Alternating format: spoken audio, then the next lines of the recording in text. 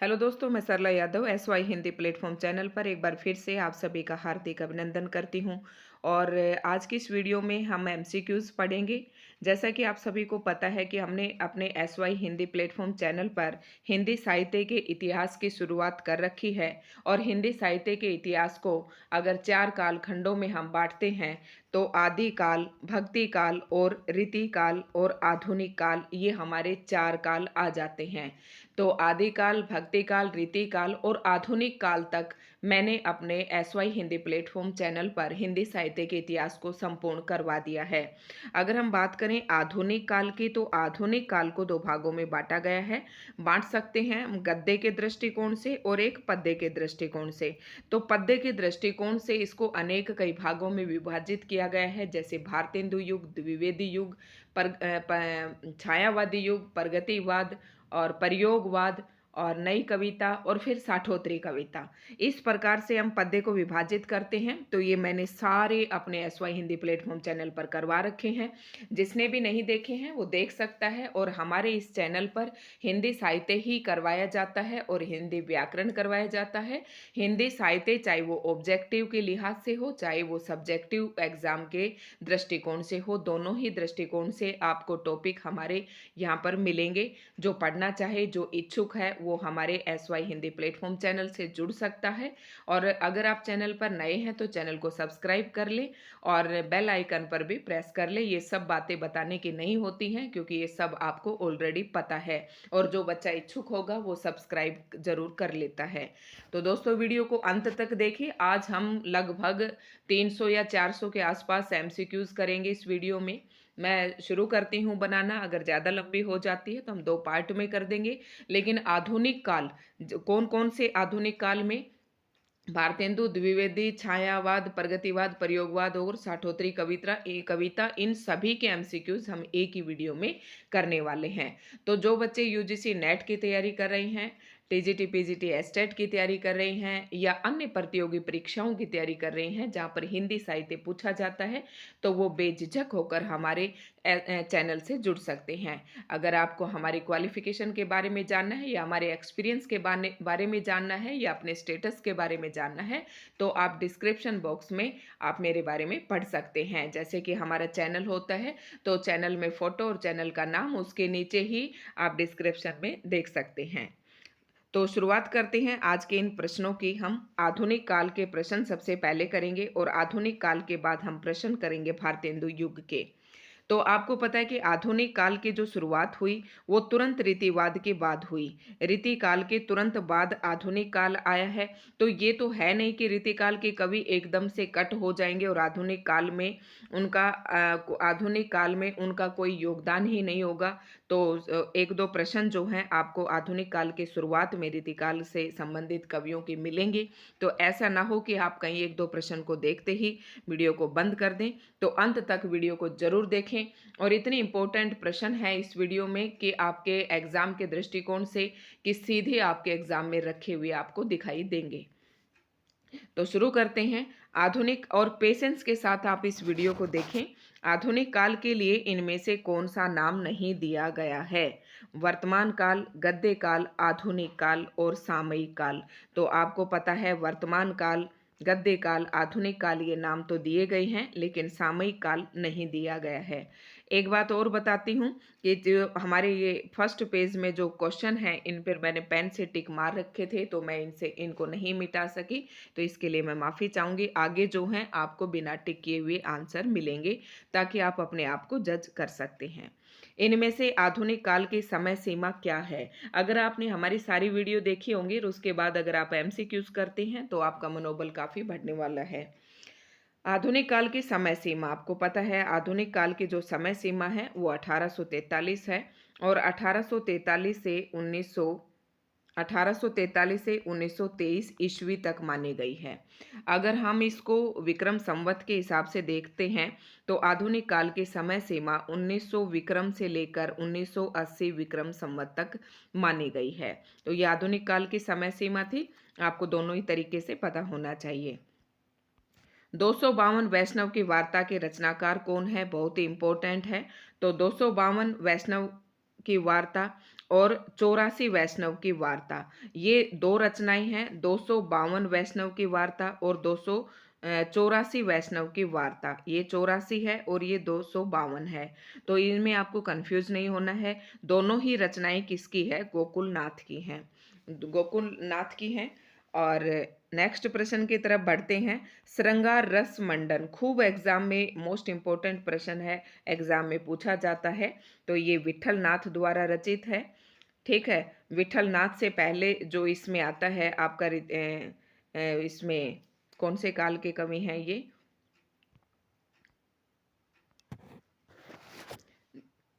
अब आप ये सोच रहे होंगे कि आधुनिक काल में तो ये कवि है ही नहीं, तो आधुनिक काल में ये मैम कहाँ से ले आई? तो ये आपके भक्ति काल के अंतर्गत जो हमारे कृष्ण काव्य है, उसमें आपको इन सभी कवियों के नाम देखने को मिलेंगे।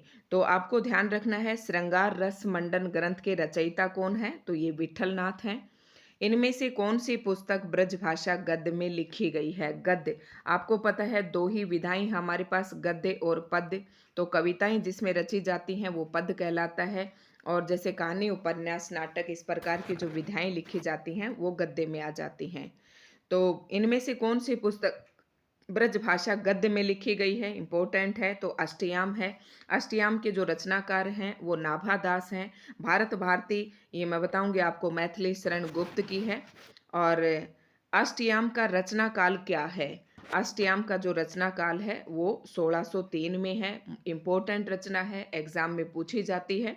तो अष्टयाम की रचना 1603 में नाभादास ने की थी। थोड़ा सा हम जल्दी करेंगे, अगर ज़्यादा ही ऑप्शन पे टाइम लगाएंगे तो बहुत टाइम लगने वाला है। चंद छंद बर, क्योंकि मैं यहाँ पर आपको डिटेल से बहुत ज़्यादा इसलिए नहीं बता रही कि जो वीडियो में मैंने पढ़ाया है बहुत ही डिटेल से पढ़ाया है। चंद छंद बरबन वर्णन की महिमा के रचयिता कौन है? तो ये गंग कवि हैं। भाषा योग वशिष्ठ के रचयिता का नाम बताइए। तो भाषा योग वशिष्ठ के रचयिता राम प्रसाद निरंजनी हैं, और आचार्य रामचंद्र शुक्ल जी ने इनको हिंदी के गद्य का पहला कवि और इनकी रचना को पहली रचना माना है। प्रेम सागर की रचना किस लेखक ने की? जब मैंने आपको आधुनिक काल की शुरुआत करके पढ़ाया था तो खूब अच्छे से ये सारी बातें इनके बारे में बताया था। तो प्रेम सागर की रचना किस लेखक ने हिंदी में की है? तो ये लल्लू लाल ने की है। और ऑप्शन को ज़्यादा हम डिटेल से नहीं पढ़ते चलेंगे, तो ये लल्लू लाल की है। आप वीडियो को रोक रोक कर अपने आप को जज कर सकते हैं। भाषा योग वशिष्ठ का रचना काल इनमें से क्या है? भाषा योग वशिष्ठ, तो भाषा योग वशिष्ठ का रचना काल जो है वो 18वीं शती है। नेक्स्ट प्रश्न है, उदय भान चरित किस रचना का दूसरा नाम है? तो उदय भान चरित किस रचना का नाम है? ऑप्शन सी इसका राइट आंसर होगा, रानी केतकी की कहानी। और ये भी एग्जाम में पूछा जाता है हर जगह पर। नासिकेतोपाख्यान के रचयिता कौन है? तो नासिकेतोपाख्यान के रचयिता सदल मिश्र हैं, ये ध्यान रखना है। इनमें से मुंशी सदासुखलाल नियाज की रचना कौन सी है? तो मुंशी सदासुखलाल नियाज की जो रचना है ये सुख सागर है।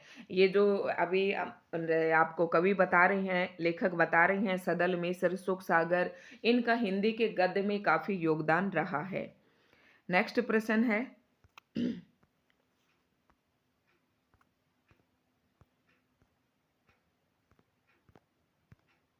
इनमें से फोर्ट विलियम कॉलेज कलकत्ता में कौन काम नहीं करता था? ये इनमें से फोर्ट विलियम कॉलेज कलकत्ता में कौन काम नहीं करता था? ये मैंने आपको अच्छे से पढ़ाए थे, तब भी बताए थे। तो जल्दी से गैस कीजिए आप किसका आंसर क्या हो सकता है। फोर्ट विलियम कॉलेज में आपको पता है जॉन गिलक्राइस्ट भी थे, सदल मिश्र भी थे और लल्लू लाल भी थे, तो इंसा अल्लाह खां नहीं थे। नेक्स्ट प्रश्न है, इनमें से कौन सी रचना लल्लू लाल की नहीं है? कौन सी रचना लल्लू लाल की नहीं है? तो आप पता है, ऑप्शन ए सिंहासन बत्तीसी, वैताल पच्चीसी और शकुंतला नाटक, ये तीनों ही लल्लू लाल की हैं। और मंडोवर का वर्णन, ये इनकी रचना नहीं है। आपको ये तीनों याद कर लेनी है क्योंकि नेक्स्ट पेपर में हो सकता है कोई और पूछ ले। लल्लू लाल जी कहाँ के रहने वाले थे? तो लल्लू लाल जी कहाँ के रहने वाले थे? आगरा के रहने वाले थे। लाल चंद्रिका किससे संबंधित है? लाल चंद्रिका किससे संबंधित है? श्रृंगार वर्णन है या लक्षण ग्रंथ है? तो ये आपको बताना है ऑप्शन इसके पढ़कर, या बिहारी सतसई की टीका है या राज प्रशस्ति। तो इसका आंसर सी होगा, ये बिहारी सतसई की टीका है। लाल चंद्रिका की रचयिता कौन है? लाल चंद्रिका के रचयिता कौन हैं? तो लाल चंद्रिका के रचयिता जो हैं ये लल्लू लाल हैं। मुंशी सदासुख लाल नियाज कहाँ के निवासी थे? तो नियाज जो थे ये दिल्ली के निवासी थे। और आचार्य रामचंद्र शुक्ल ने हिंदी गद्य के प्रवर्तकों में इनमें से किसे स्थान दिया है? गद्य के प्रवर्तकों में, तो ये मैंने बताया था आपको, तो ये गद्य के प्रवर्तक के रूप में रामचंद्र शुक्ल जी ने किसे स्थान दिया है? प्रश्न नंबर 21 का आंसर आपको बताना है। तो सदासुख लाल नियाज को स्थान दिया है। हिंदी गद्य का सूत्रपात कब से माना जाता है? हिंदी गद्य का सूत्रपात कब से माना जाता है? 1900 ईस्वी से, 1850, 1800 से या 1920 से? तो क्वेश्चन नंबर 22 का सही आंसर होगा 1800 ईस्वी से। अगर कोई प्रश्न का उत्तर जल्दबाजी में या फ्लो में गलत दिया जाता है तो आप कमेंट करके बता सकते हैं। सर सैयद अहमद खां किस भाषा के विरोधी थे? ये भी मैंने जब डिटेल से पढ़ाया था आपको तो खूब अच्छे से बताया था कि ये हिंदी के विरोधी थे। जैसे इनके नाम से ही पता चल रहा है कि ये मुस्लिम कवि हैं, तो ये हिंदी के विरोधी थे। सर सैयद अहमद खां की भाषा नीति का विरोध हिंदी के किस लेखक ने पुरजोर ढंग से किया? ये भी अगर आपने डिटेल पढ़ा तो इसका आंसर आप तुरंत देंगे। तो सर सैयद अहमद खां की भाषा नीति का विरोध हिंदी के किस लेखक ने? भारतीय बाबू हरिश्चंद्र ने पुरजोर ढंग से इसका क्या किया था? विरोध किया था। उर्दू के समर्थक फ्रांस के विद्वान कौन थे? तो ये गारशाद तासी थे। सारे क्वेश्चन बहुत ही इंपॉर्टेंट हैं। राजा भोज का सपना पुस्तक के लेखक कौन है? तो राजा भोज का सपना शिव प्रसाद सितारे हिंद की रचना है। और इतिहास तिमिर नाशक पुस्तक के लेखक कौन है? तो इतिहास तिमिर नाशक पुस्तक के लेखक भी आपके शिव प्रसाद सितारे हिंद ही हैं। ये इसका राइट आंसर हो जाएगा। तो आपको नोट करना है शिव प्रसाद सितारे हिंद की। और अगर आपने यहाँ करनी है तो आप यहाँ से कर सकते हैं, अदरवाइज मैंने वीडियो में आपको सारा बताया था जब वीडियो पढ़ाई थी। मानव धर्मसार पुस्तक के रचयिता कौन है? तो मानव धर्मसार, आलसियों का कीड़ा, तो ये सारी रचनाएं किसकी हैं? शिव प्रसाद सितारे हिंद की। परजा हितैषी नामक पत्र आगरा से किसने निकाला था? परजा हितैषी पत्र आगरा से किसने निकाला था? तो इसका आंसर आपको देना है। जल्दी से ऑप्शन पढ़िए और आप इसका आंसर मुझे बताइए। तो ये परजा हितैषी राजा लक्ष्मण सिंह का था और बहुत ही इम्पोर्टेंट है।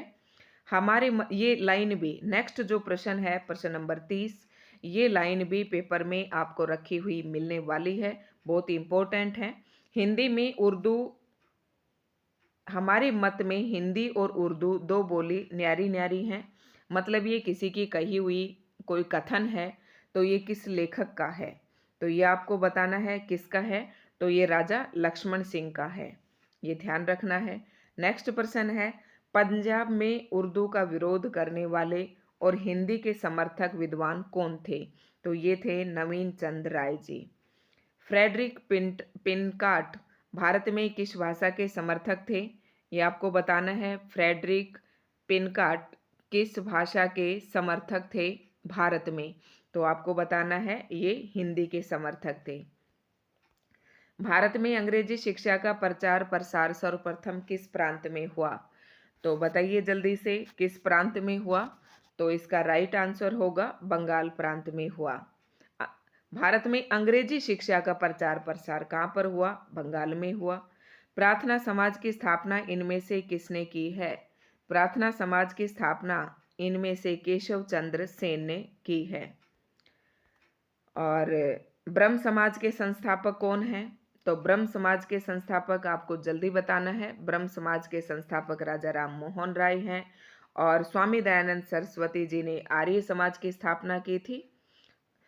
प्रार्थना समाज की स्थापना कब हुई? प्रार्थना समाज की स्थापना कब हुई?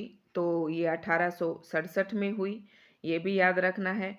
आर्य समाज के संस्थापक कौन थे? ये मैंने अभी बताया आपको, स्वामी दयानंद सरस्वती जी थे। तो आप अगर डिटेल पढ़ के आए हैं तो बहुत ही जल्दी से आप अपने इनको रिवीजन कर लेंगे। नेक्स्ट प्रश्न है, भारत में थियोसॉफिकल सोसाइटी के कार्य को आगे बढ़ाने का श्रेय किसको दिया जाता है? तो आपको पता है श्रीमती एनी बेसेंट को दिया जाता है।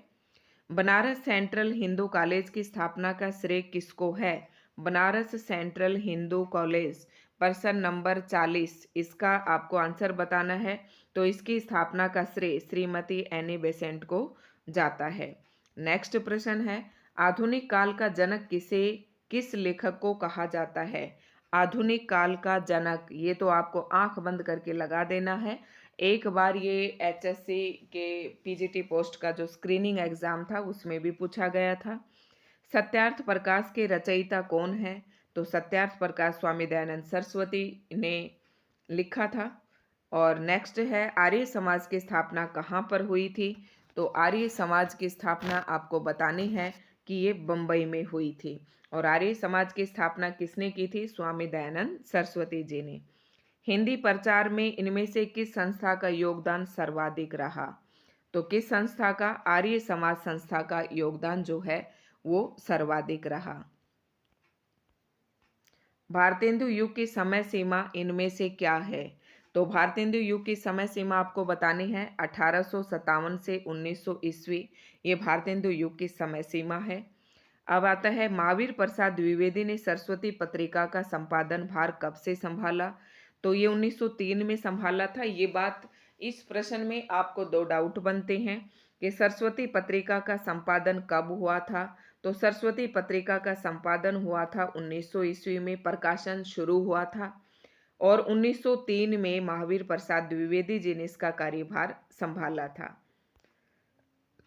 भारतेंदु जी का जीवन काल कुल कितने वर्ष का था? तो कितने वर्ष का था? कुल 35 वर्ष का था।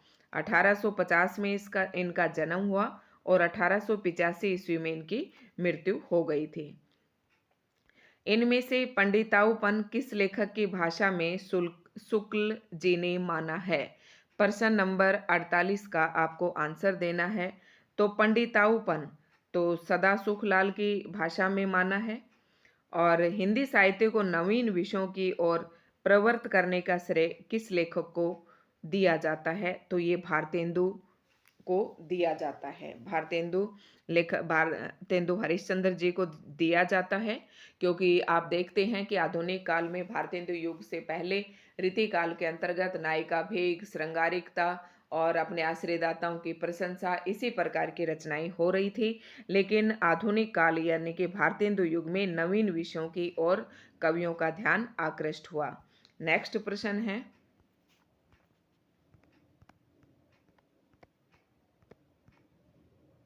चूरन साहब, ये बहुत इंपॉर्टेंट पंक्ति है। प्रश्न नंबर 50 आप देखेंगे, बहुत इंपॉर्टेंट पंक्ति है।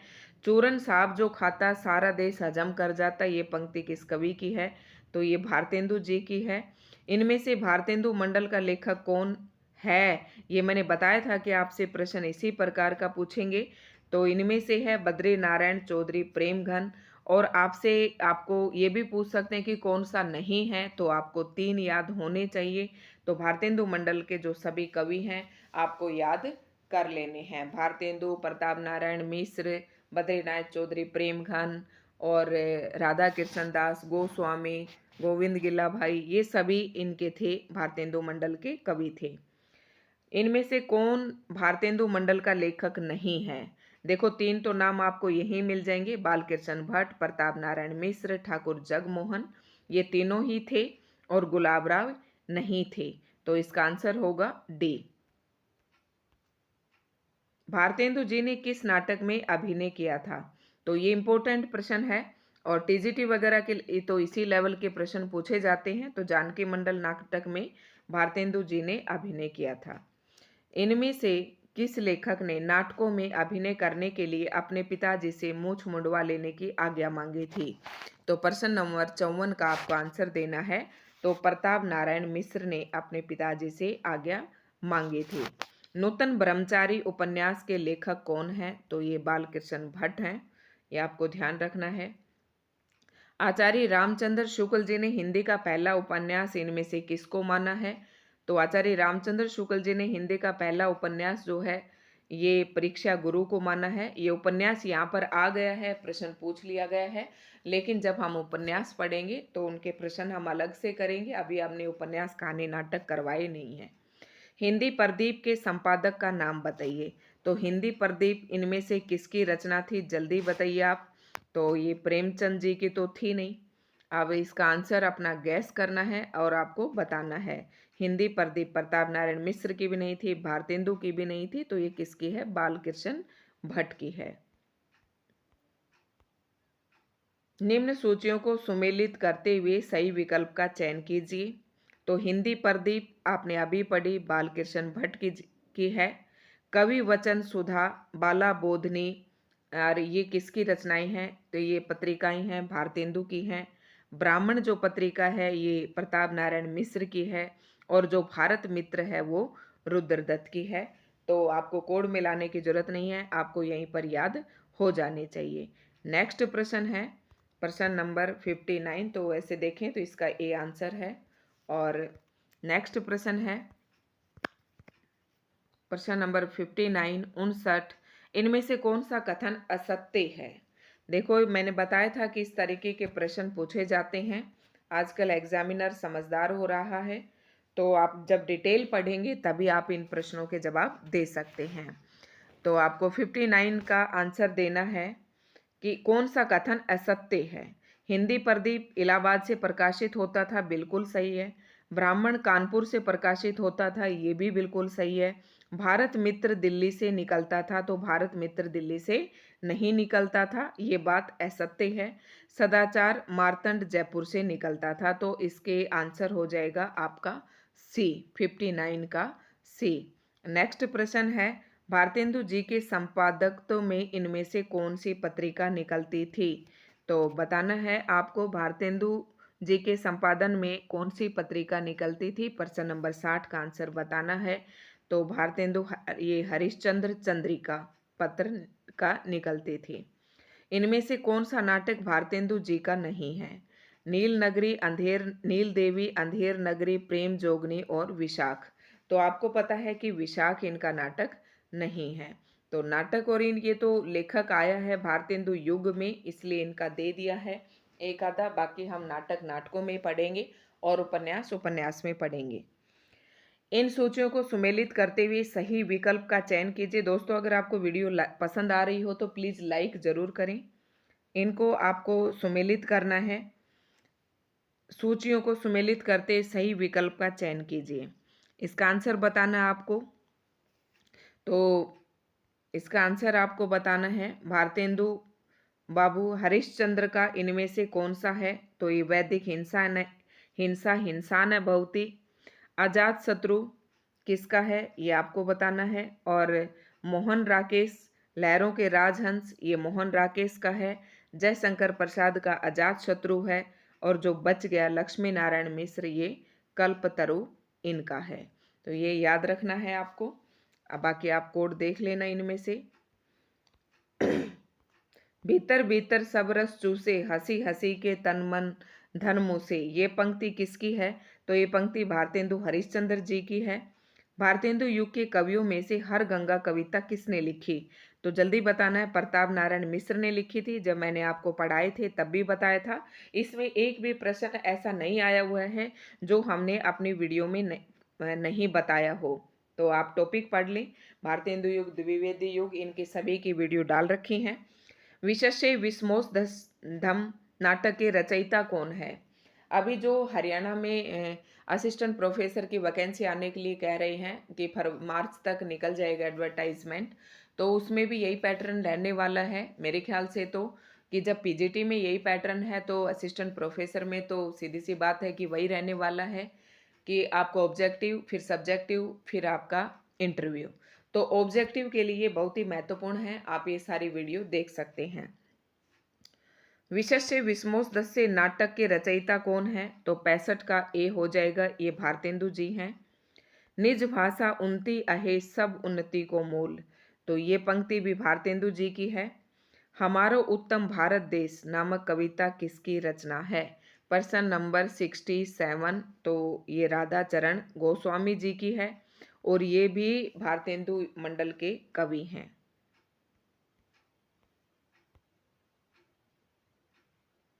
भारत भारती के रचयिता कौन है? तो भारत भारती के रचयिता मैथिली शरण गुप्त हैं। और भारत भारती के अंदर मैथिली शरण गुप्त ने जो भारत के अतीत के गौरव का गुणगान किया है और 1912 में इसकी रचना हुई थी। नेक्स्ट प्रश्न की तरफ बढ़ते हैं। नवभक्त माल के रचयिता कौन है? ये सारी रचनाएं भारतेंदु मंडल के कवियों की आ रही है। नवभक्त माल, तो आपको बताना है इनमें से प्रश्न नंबर 69 है नवभक्त माल राधा चरण गोस्वामी। राधा चरण गोस्वामी। जो विषया संतन तजी ताही मूड लपटात, जो नर डारत वमन करी स्वान स्वाद सोखात। तो ये पंक्ति जो विषया संतन तजी, तो ये पंक्ति किसी है? राधा कृष्ण दास जी की है। इंपॉर्टेंट पंक्ति है। भारतेंदु युग का कौन सा कवि पुष्टि मार्ग में दीक्षित था? तो भारतेंदु बाबू हरिश्चंद्र जो थे ये पुष्टि मार्ग में दीक्षित थे। निम्न सूचियों को सुमेलित करते सही विकल्प का चयन करना है आपको।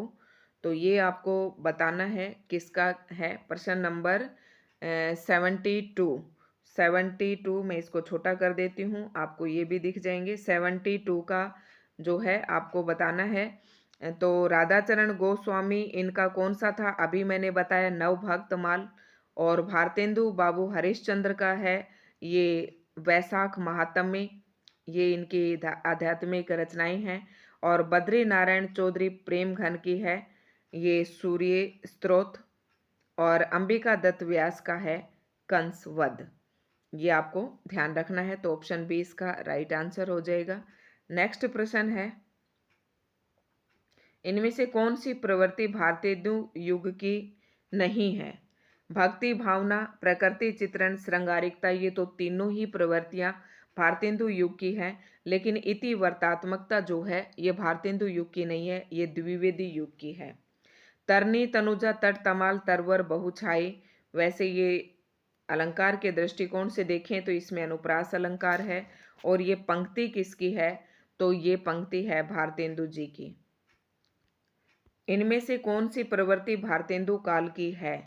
बतानी है भारतेंदु काल की कौन सी प्रवृत्ति है। तो ये तो है नहीं, ना इति वर्तात्मक है, ना भाषा में लाक्षणिकता, ये रीति काल की है। तो समस्या पूर्ति जो है ये भारतेंदु काल की प्रवृत्ति रही है। तो आप जब मैंने प्रवृत्ति की वीडियो डाली थी तो उसे बच्चे थोड़ा कम देखते हैं। भारतेंदु काल की प्रवृत्तियाँ, छायावादी युग की प्रवृत्तियाँ, द्विवेदी युग की प्रवृत्तियाँ तो ये मैंने डाल रखी हैं। और जो नहीं डाली हैं वो मैं डाल दूंगी। रीतिकाल, भक्तिकाल, आदिकाल की प्रवृत्तियाँ मैंने साथ साथ करवाई हैं। तो इस तरीके से प्रश्न देखो प्रवृत्तियों में पूछ लेते हैं, जैसे कि यहाँ पूछ रखा है। और ये आपने अगर डिटेल पढ़ रखी है तो ये आप बता सकते हैं। यह ब्यारी तबे बदलेगी कछु पपिया जब पूछी है पीऊ पाओ। तो ये समस्या पूर्ति की गई थी। और ये समस्या पूर्ति की थी। प्रश्न नंबर 76 का आपको बताना है। ये एक समस्या पूर्ति में क्या होता है कि एक कवि एक पंक्ति को देकर अधूरा छोड़ देता है और इसमें जो दूसरा कवि होता है उस पंक्ति को पूरा करता है। तो इसमें कवियों के नॉलेज टेस्ट था एक तरीके से ये। तो प्रताप नारायण मिश्र की है। समस्या पूर्ति सर्वस्व नामक ग्रंथ के लेखक कौन है? प्रश्न नंबर 77 का आपको बताना है। तो समस्या पूर्ति सर्वस्व ये तो अंबिका दत्त व्यास की है। नेक्स्ट प्रश्न है, निम्न सूचियों को सुमेलित करते हुए सही विकल्प का चयन कीजिए। तो इसमें आपको दे रखा है कवि का नाम और किस काल के कवि हैं। तो ये आपको बताना है। अभी बताया जो आपको आता है। इस तरीके के प्रश्न को कैसे हल करते हैं? जो आपको आता है उसे सबसे पहले मिला ले। अभी मैं आपको बता रही थी कि प्रताप नारायण मिश्र जो है भारतेंदु युग के हैं और सुमित्रा नंदन पंत जो हैं ये छायावाद के हैं। और अब आपका प्रयोगवाद रह गया और द्विवेदी युग रह गया। तो और कवि रह गए आपके दो। तो सच्चिदानंद हीरानंद वाद से आगे ये किसके हैं? तो ये प्रयोगवाद के हैं। प्रयोगवाद के हैं। तो जो बच गया अयोध्या सिंह उपाध्याय ये द्विवेदी युग के हैं। आपको इस तरीके से मिला लेना है। नेक्स्ट है, शकुंतला नाटक के रचयिता इनमें से कौन है? शकुंतला नाटक के रचयिता बताना है। प्रश्न नंबर 79। तो शकुंतला, ये पहले भी आ चुका है, ये प्रश्न राजा लक्ष्मण सिंह का है। नेक्स्ट है, नाटककार और नाट्य रचना का नाम बताना है आपको।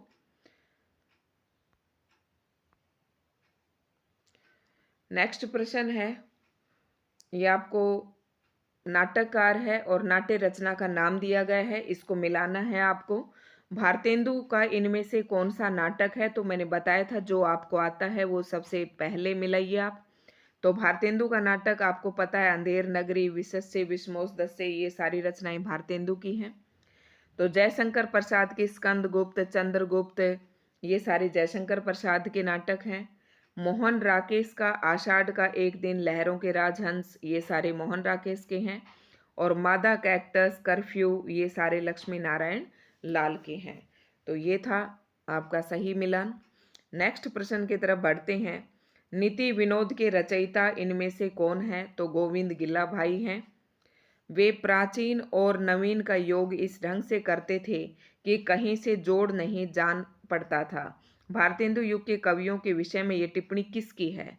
मतलब ये टिप्पणी किसने कही है कि वे प्राचीन और नवीन का योग, मतलब पुराने और नए को इस प्रकार से जोड़ते थे कि कहीं पर भी जोड़ का आभास नहीं होता था। तो भारतेंदु युग के कवियों के विषय में ये टिप्पणी किसकी है? किसकी है ये आपको बतानी है। आचार्य रामचंद्र शुक्ल जी की है। भारत 12मासा के रचयिता इनमें से कौन है? तो भारत 12मासा के रचयिता राधा कृष्ण दास हैं। नेक्स्ट प्रश्न की तरफ बढ़ते हैं।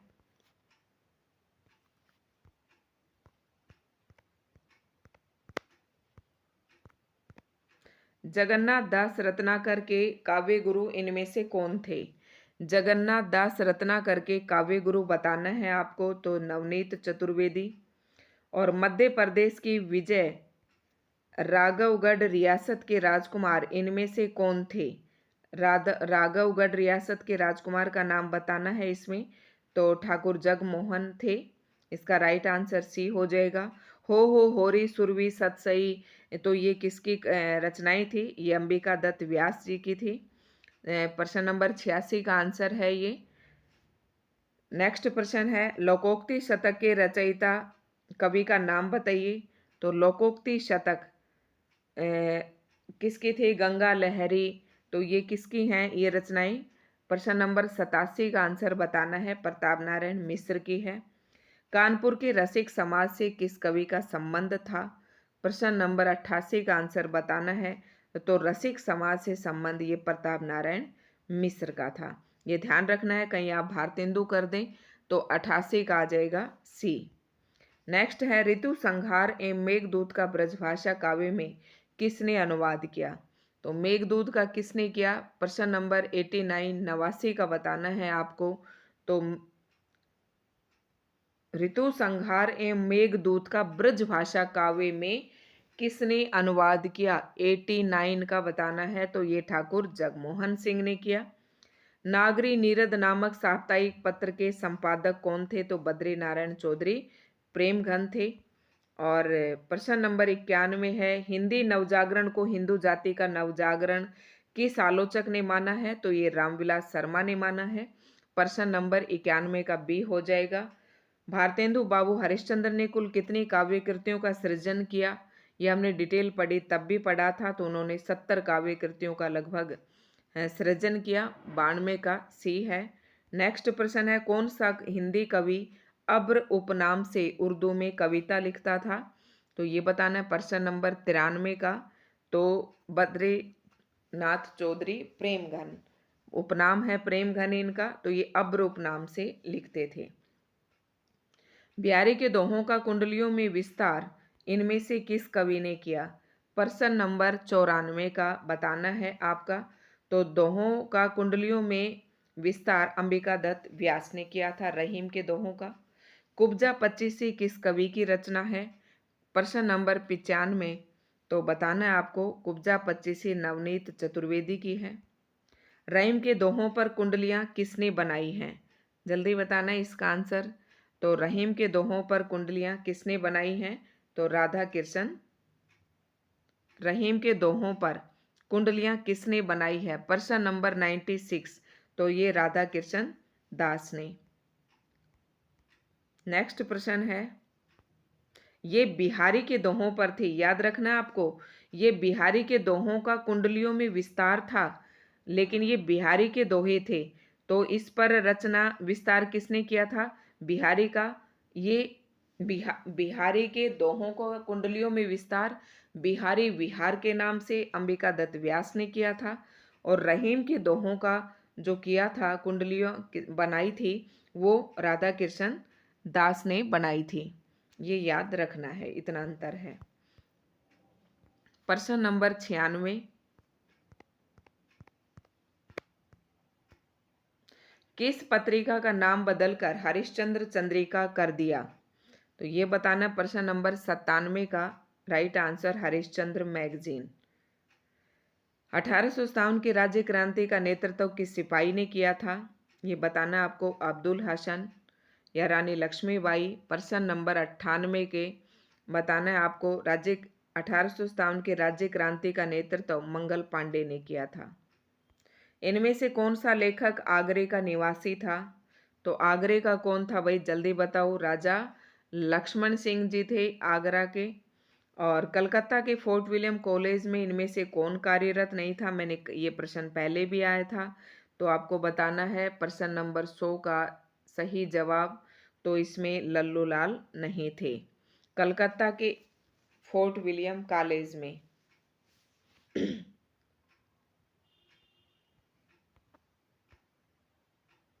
निम्न नाटकों को आरोही रचना कालक्रम से व्यवस्थित कीजिए।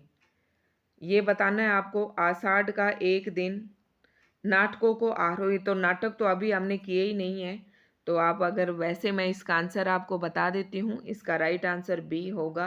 पहले अंधेर नगरी भारतेंदु जी का है, अजात शत्रु जयशंकर प्रसाद का है, आषाढ़ का एक दिन मोहन राकेश का है, और कल्प तरु हमने लक्ष्मी नारायण का पढ़ा था। तो ये वही चारों हैं जो अभी आप पीछे पढ़ के आए थे।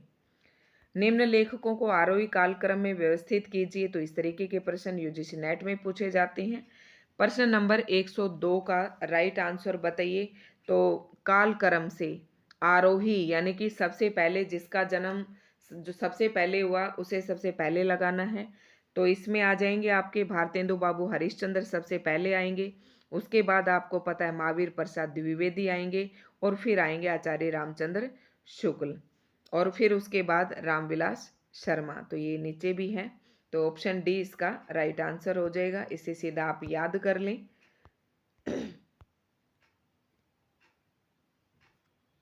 नेक्स्ट प्रश्न है, निम्न सूचियों को सुमेलित कीजिए तथा सही उत्तर का चयन कीजिए। लगभग 103 प्रश्न हम कर चुके हैं अभी तक। तो सरस्वती पत्रिका किसकी थी? महावीर प्रसाद द्विवेदी जी की। हरिश्चंद्र मैगजीन भारतेंदु हरिश्चंद्र की। और ब्राह्मण पत्रिका बालकृष्ण हिंदी प्रदीप बालकृष्ण भट्ट की। और ब्राह्मण जो थी वो प्रताप नारायण मिश्र की। नेक्स्ट है, अब यहाँ से हमारा जो है द्विवेदी युग की शुरुआत हो जाएगी। तो द्विवेदी युग के प्रश्न अभी हमारे आधुनिक काल से संबंधित प्रश्न और भारतेंदु युग से संबंधित प्रश्न जो है हमने कर लिए हैं। अभी हम द्विवेदी युग की शुरुआत करने वाले हैं। नेक्स्ट प्रश्न है, यहाँ से हमारा द्विवेदी युग शुरू हो जाता है। तो महावीर प्रसाद द्विवेदी ने सरस्वती पत्रिका का संपादन कब से प्रारंभ किया? तो ये हमने एक बार नहीं कई बार पढ़ लिया। तो 1903 से संभाला था इन्होंने। ऑप्शन डी इसका राइट आंसर होगा। भारत भारती के रचयिता का नाम बताना है। ये प्रश्न भी कई बार आ लिया है। ये मैथिली शरण गुप्त की रचना है और 1912 में इसका प्रकाशन हुआ था। इनमें से कौन सी कृति मैथिली शरण गुप्त की नहीं है? तो मैथिली शरण गुप्त के ऊपर मैंने एक अलग से वीडियो डाली थी, मैथिली शरण गुप्त एवं राष्ट्रीय काव्य धारा। तो वहाँ पर सारी रचनाएं सन से बताई थी। तो जयद्रथ, साकेत और यशोधरा ये मैथिली शरण गुप्त की हैं। लेकिन इस तरीके के प्रश्न को आपको ध्यान से पढ़ना, इसमें नहीं पूछा है। तो हित तरंगिणी इनकी रचना नहीं है। इनमें से किसका संबंध चिरगांव झांसी से रहा है? तो झांसी के कौन थे? प्रश्न नंबर 4 का बताना है आपको। तो सियाराम शरण गुप्त। सियाराम शरण गुप्त जो है, इनका संबंध झांसी से रहा है। नेक्स्ट प्रश्न है, इन कृतियों एवं कृतिकारों की सूचियों को सुमेलित कीजिए। तो ये आपको बताना है।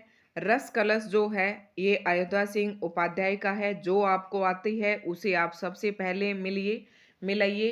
तो यशोधरा, द्वापर, साकेत, ये जो रचनाएं हैं ये मैथिली शरण गुप्त की हैं। और हेम किरटनी, हेम तरंगिनी, ये माखनलाल चतुर्वेदी जी की हैं। और त्रिशूल तरंग जो है गया प्रसाद शुक्ल सन्ही का है। तो इस तरीके से आप मिलाना सीखिए। सबसे पहले जो आपको आता है उसे मिलाइए। उसके बाद प्रश्न नंबर 6 है, तो आप ये इसका कूट भी देख सकते हैं यहाँ पर। मैथिली शरण गुप्त किस युग के कवि हैं? तो ये आपको बताना है। प्रश्न नंबर 6, तो मैथिली शरण गुप्त द्विवेदी युग के कवि हैं। इनमें से कौन सी कृति रामनरेश त्रिपाठी जी की है?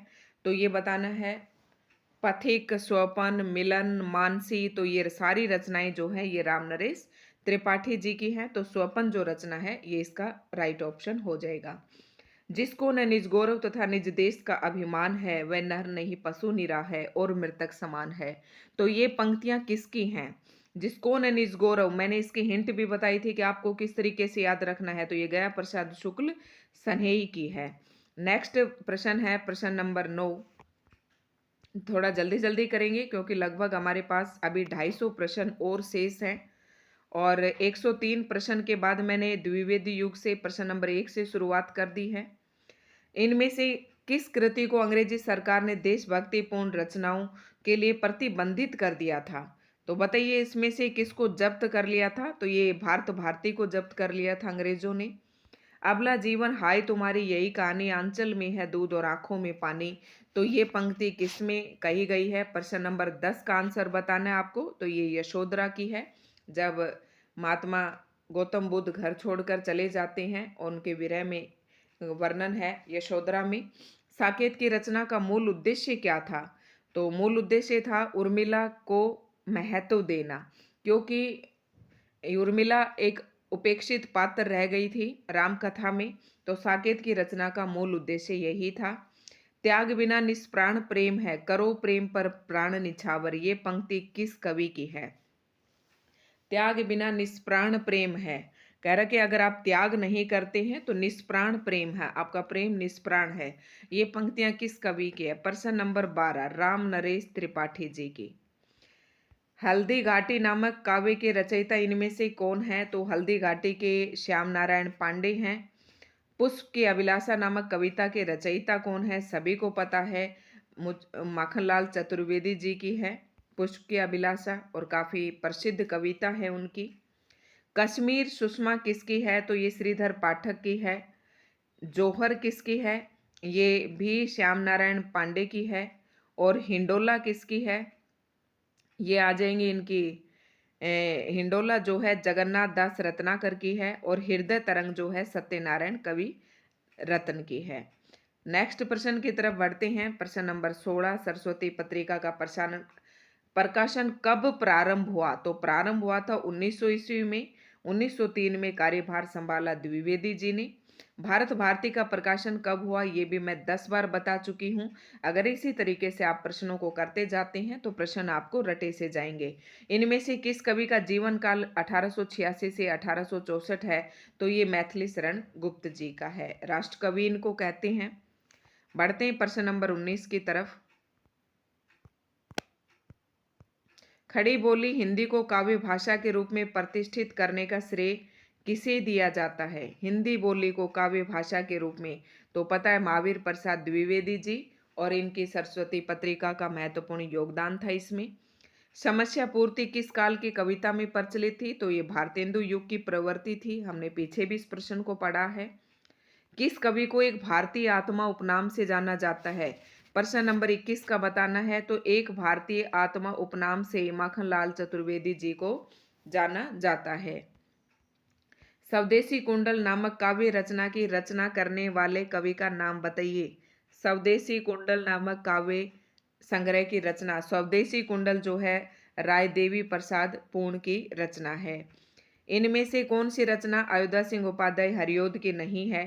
तो रस कलश, चुभते चोपते, चोखे चोपते, प्रिय प्रवास, वैदेही वनवास, ये सारी अयोध्या सिंह उपाध्याय की रचनाएं हैं। तो मृत्युंजय इनकी रचना नहीं है। झांसी की रानी शीर्षक कविता के रचयिता का नाम बताइए। तो झांसी की रानी सुभद्रा कुमारी चौहान ने लिखी थी। प्रभा और प्रताप नामक पत्रिकाओं का संपादन किस कवि ने किया था? प्रभा और प्रताप, तो ये आपको बतानी है। प्रश्न नंबर 25 का आंसर बताना है। बाल कृष्ण शर्मा नवीन। प्रभा और प्रताप बाल कृष्ण शर्मा नवीन की थी। इनमें से कौन सी रचना दिनकर की है? रसवंती, हुकार, रश्मि रथी, कुरुक्षेत्र, तो सामधनी, ये सारी जो रचनाएं हैं दिनकर जी की हैं। तो रसवंती आ जाएगा इसका सही आंसर। रश्मि रेखा इनकी नहीं है, रश्मि रथी इनकी है, दिनकर जी की। तो यहाँ कंफ्यूज मत हो जाना यहाँ पर। नेक्स्ट प्रश्न है, क्वासी के रचयिता का नाम बताइए। क्वासी भी मैथिली शरण बालकृष्ण शर्मा नवीन जी की है। दिनकर जी ने काम अध्यात्म का निरूपण किस कृति में किया है? काम अध्यात्म का निरूपण उर्वशी में किया है, जिन पर इनको ज्ञानपीठ पुरस्कार मिला था। और इनको सुमेलित करना है। ये रचनाएं कृति का नाम और कृतिकार का नाम दिया गया है। तो कुरुक्षेत्र मैंने अभी बताया था आपको, ये दिनकर जी की है। पंचवटी किसकी है? मैथिली शरण गुप्त की है पंचवटी, साकेत, यशोधरा। और मौर्य विजय, अनाथ, दुर्वादल, ये हैं सियाराम शरण गुप्त की। और हम विश्व पाई जन्म के, ये है बालकृष्ण शर्मा नवीन की। तो ये कृतियां थी, इनको सुमेलित कर दिया है हमने। प्रश्न नंबर 30 की तरफ बढ़ते हैं आगे।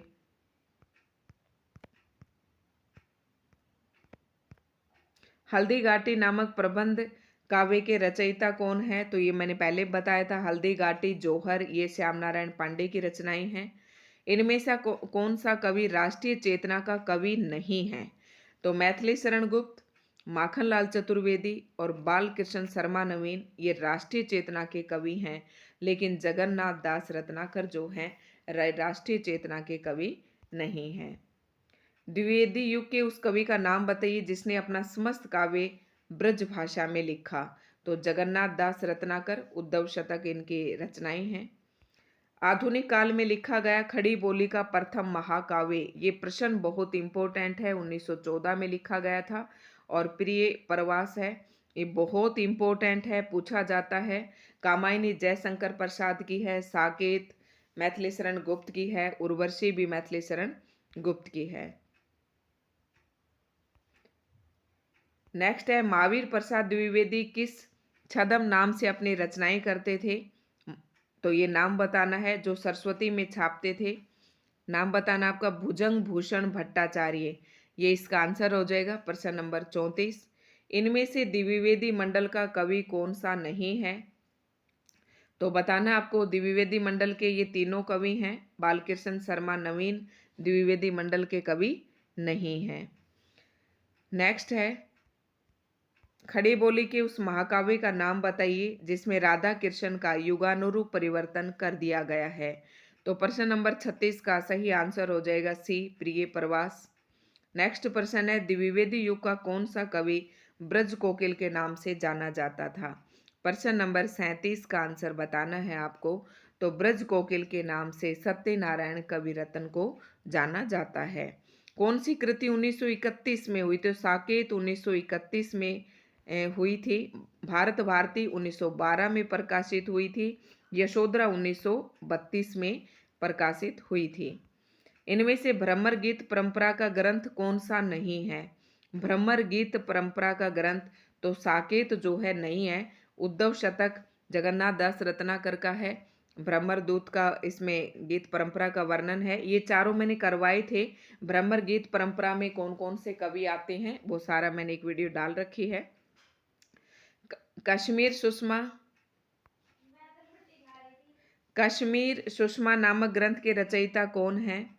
तो कश्मीर सुषमा नामक ग्रंथ के रचयिता ये श्रीधर पाठक हैं, जिसे स्वच्छंदतावाद के कवि भी कहा जाता है। प्रकृति प्रेमी भी हैं। रोमानी भावबोध के कवियों को किस नाम से पुकारा जाता है? रोमानी भावभेद, तो स्वच्छंदतावादी कवियों को पुकारा जाता है। नेक्स्ट जो ये सब हमने डिटेल से बहुत अच्छे से पढ़ा रखा अपनी वीडियोस में, देख लें आप। और अब यहाँ पर हम ज़्यादा टाइम नहीं लगाएंगे क्योंकि ये जो रिवीजन है बच्चे लास्ट में करते हैं, इसमें टाइम वेस्ट नहीं करेंगे। गोल्ड स्मिथ के डिटर्जेंट विलेज का हिंदी अनुवाद उजड़ ग्राम नाम से हिंदी के किस कवि ने किया? तो श्रीधर पाठक ने किया था। उजड़ ग्राम से एक श्रांत पथिक भी है। तो 2-3 रचनाएं हैं इनकी, आप देख लें। इनमें से कौन सी कृति मैथिली शरण गुप्त कृत नाट्य रचना है? मैथिली शरण गुप्त की 3 नाट्य रचनाएं मैंने बताई थी। अनग्य, आप लिख लें, अनग्य, तिलोत्तमा और चंद्रहास। ये जो हैं तीनों ही नाटक हैं मैथिली शरण गुप्त के हैं। तो यहाँ पर राइट आंसर ए हो जाएगा। प्रश्न नंबर 44 है, हिंदी का कौन सा कवि जकी उपनाम से उर्दू में कविता करता था? तो जय जैसे जगन्नाथ दास रत्नाकर इसका आंसर हो जाएगा। सुकवि नामक पत्रिका का संपादन इनमें से कौन करता था? सुकवि। प्रश्न नंबर 45 का, गया प्रसाद शुक्ल स्नेही इसका राइट आंसर होगा। गया प्रसाद शुक्ल स्नेही जी राष्ट्र प्रेम की कविताएं किस उपनाम से लिखते थे? त्रिशूल उपनाम से लिखते थे। मोस्ट इंपोर्टेंट प्रश्न है।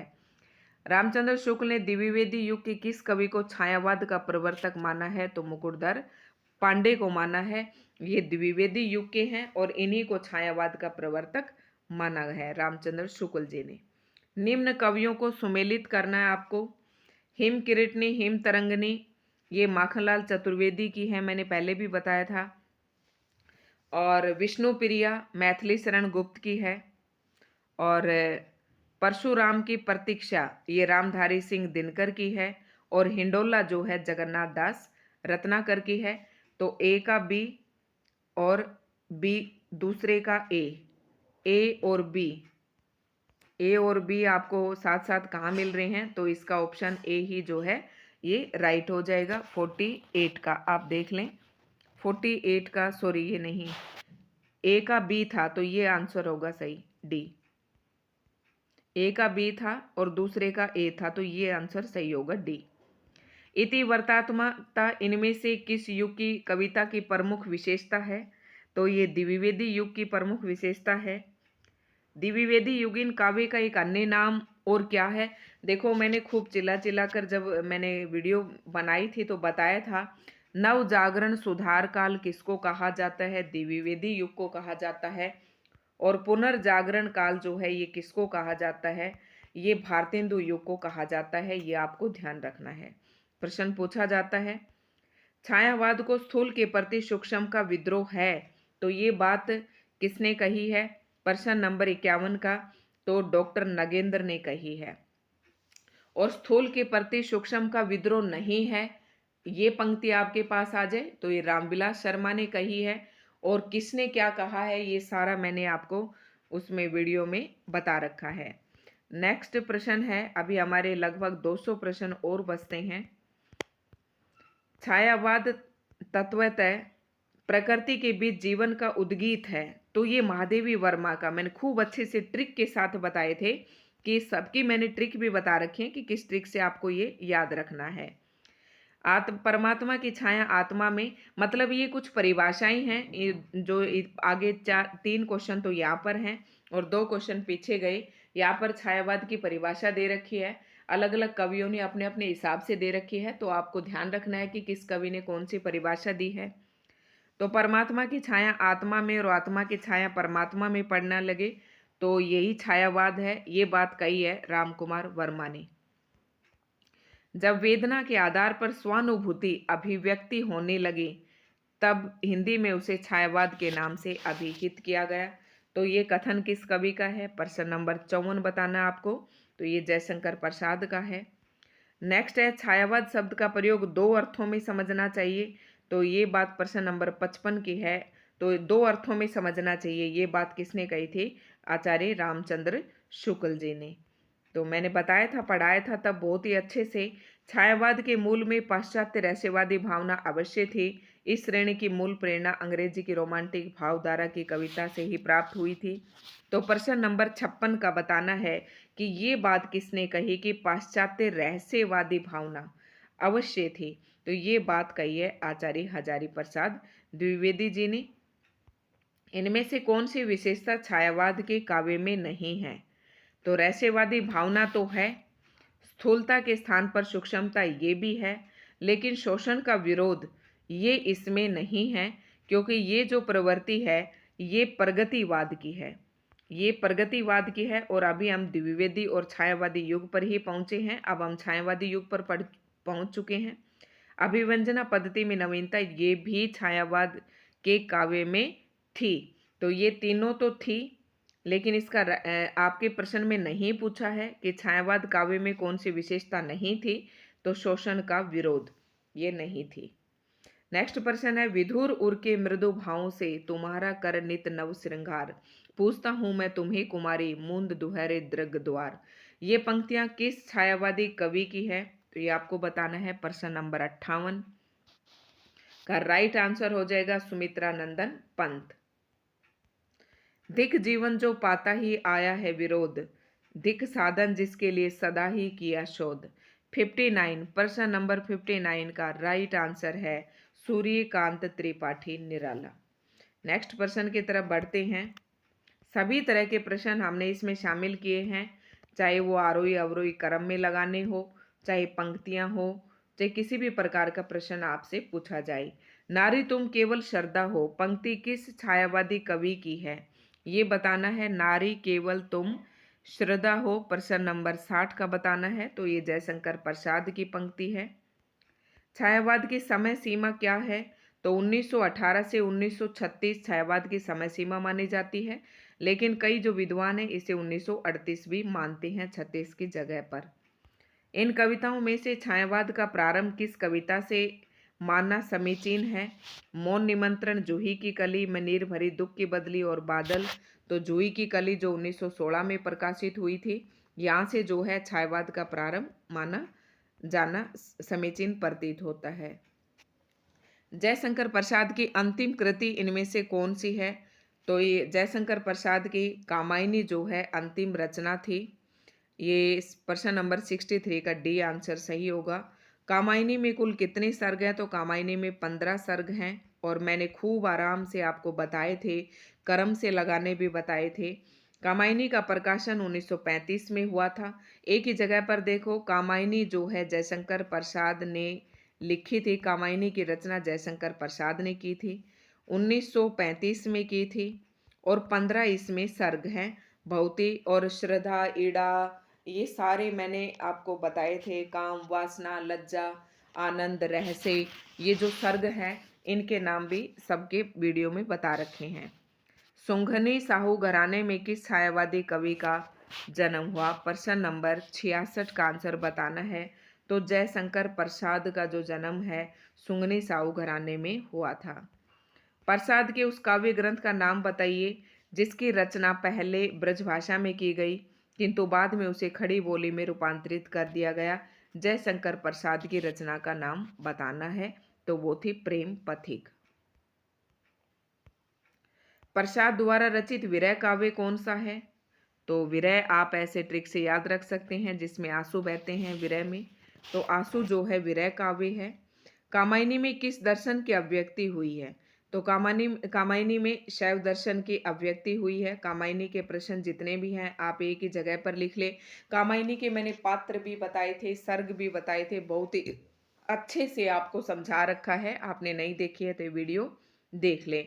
यानी कि छायावादी युग आप एक बार वीडियो को खोलें और ज़रूर देखें। उनके कवि, उनकी रचनाएं, उनके महत्वपूर्ण तथ्य सभी मैंने एक साथ बता रखे हैं। कामायनी के पात्र ईड़ा का प्रतीकार्थ क्या है? ईड़ा मतलब किसका प्रतीक है? तो ईड़ा किसका है? बुद्धि का प्रतीक है। ले चल मुझे बुलावा देकर मेरे नाविक धीरे धीरे, इस पंक्ति के आधार पर प्रसाद पर क्या आरोप लगा था? प्रश्न नंबर 71 का बताना है। तो पलायनवादी होने का आरोप लगा था। प्रश्न नंबर 72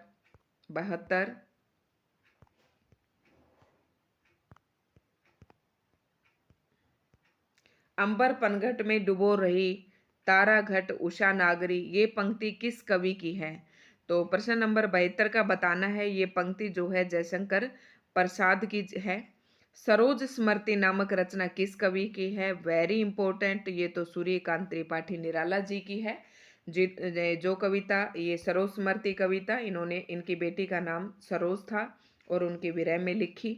राम की शक्ति पूजा कथानक प्रतीक रूप में घोषित करता है। कथानक प्रतीक रूप में घोषित करता है, तो किसके प्रतीक रूप में घोषित करता है? तो ये आपको बताना है प्रश्न नंबर 74 का।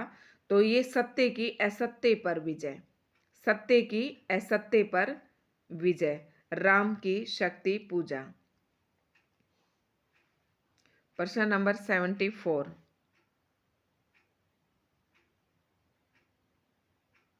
हाँ, सत्य की असत्य पर विजय, ये इसका राइट आंसर है।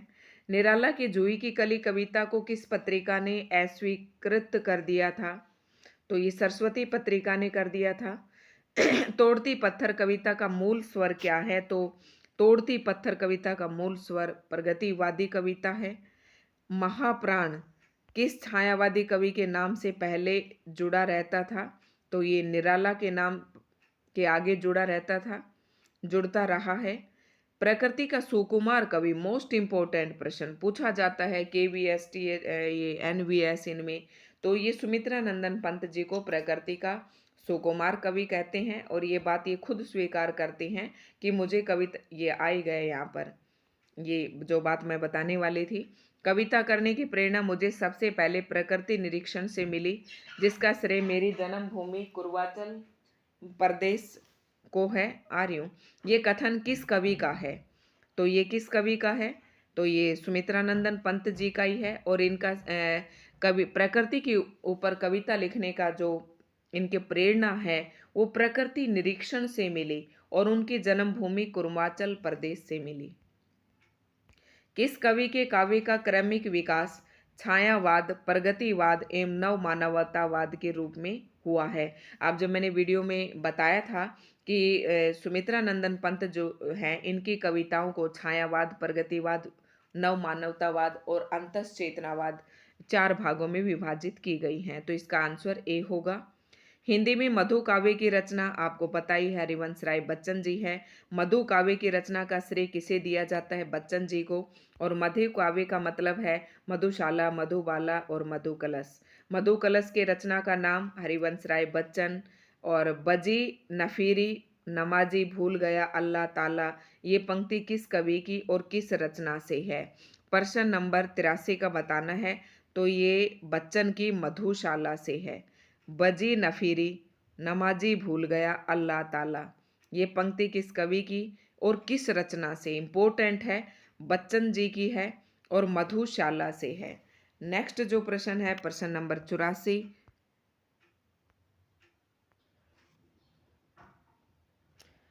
नेक्स्ट प्रश्न है प्रश्न नंबर 84। कौन सा छायावादी कवि आकाशवाणी में सेवारत था? तो प्रश्न नंबर 84 का बताना है आपको, कौन सा कवि आकाशवाणी में सेवारत था? प्रश्न नंबर 84 का आंसर होगा बी। तो सुमित्रानंदन पंत जी थे, ये आकाशवाणी से भी जुड़े हुए थे। नेक्स्ट प्रश्न है निम्नलिखित सूचियों को सुमेलित करते हुए सही विकल्प का चयन कीजिए।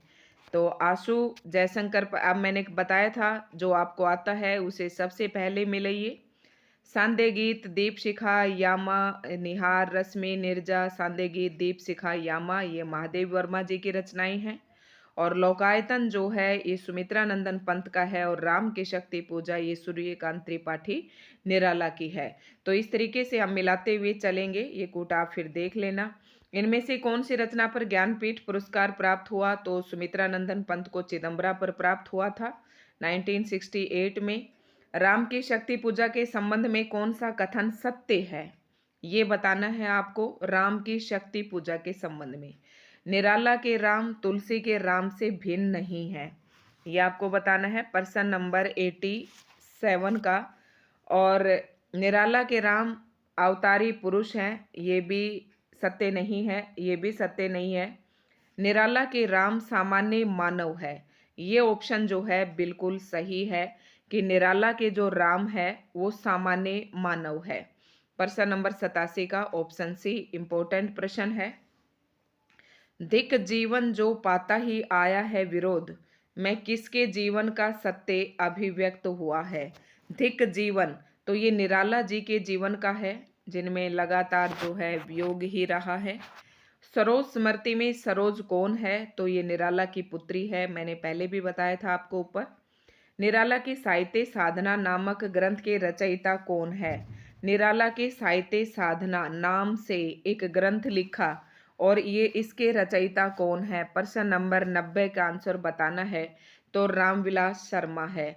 निराला की साहित्य साधना, इनमें से आर.सी. प्रसाद सिंह की रचना कौन सी है? प्रश्न नंबर 91। तो युगवाणी तो आपको पता है, ये नहीं है इनकी, रसकलश अयोध्या सिंह उपाध्याय की है, तो ये कलापी है। आर.सी. प्रसाद सिंह की रचना कलापी है। हम दीवानों की क्या हस्ती है, आज यहाँ कल वहाँ चले, ये पंक्ति किसकी है?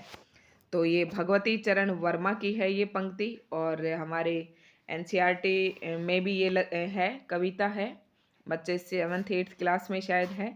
कवि कुछ ऐसी तान सुनाओ, ये पंक्तियां जो है एग्जाम में पूछी जाती हैं, एक बार स्क्रीनिंग एग्जाम में भी ये पूछी गई थी। कवि कुछ ऐसी तान सुनाओ जिससे उथल पुथल मच जाए, तो ये पंक्ति बालकृष्ण शर्मा नवीन की है। और मैंने ट्रिक कैसे बना रखी थी कि बाल बाल मतलब बच्चे, बच्चे उथल पुथल मचाते रहते हैं, तो इससे आ जाएगा ये।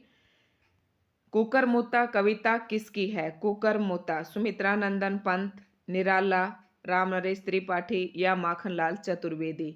तो कुकरमुत्ता जो है सूर्यकांत त्रिपाठी निराला की रचना है। नेक्स्ट प्रश्न है,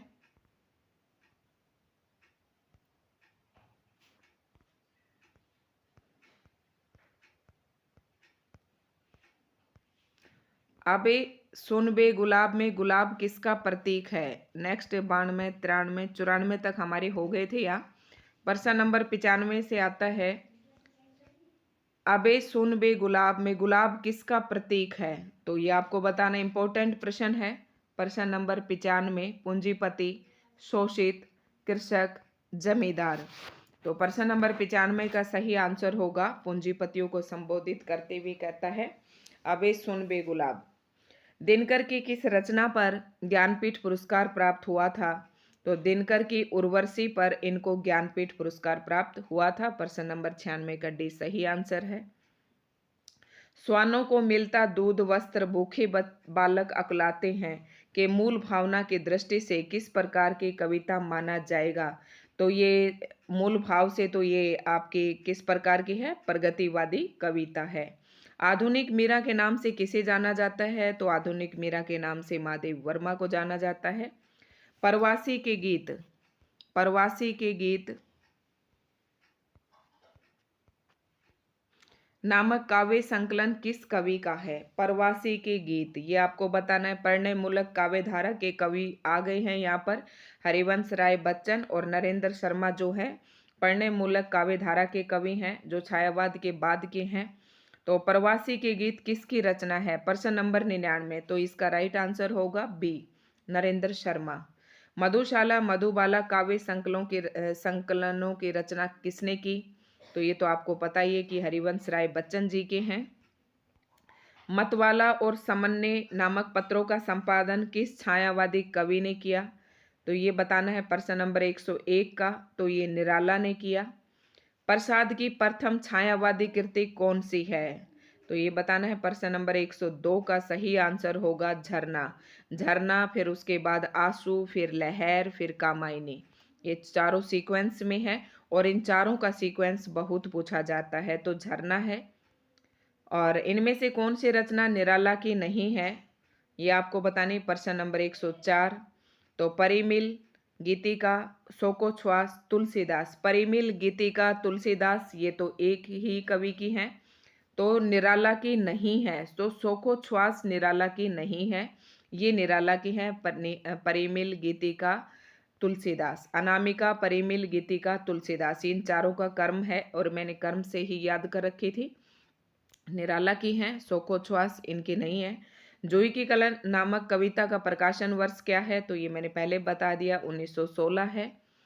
और जूही की कली कविता को सरस्वती संपादक महावीर प्रसाद द्विवेदी ने क्या आरोप लगाकर प्रकाशित करने से इनकार कर दिया था? तो आपको बताना है प्रश्न नंबर 105। तो इसमें अश्लीलता का आरोप लगाते हुए द्विवेदी जी ने इसे प्रकाशित करने से इनकार कर दिया था। नेक्स्ट जो है, पंत की किस काव्य कृति को छायावाद का मैनिफेस्टा कहा जाता है?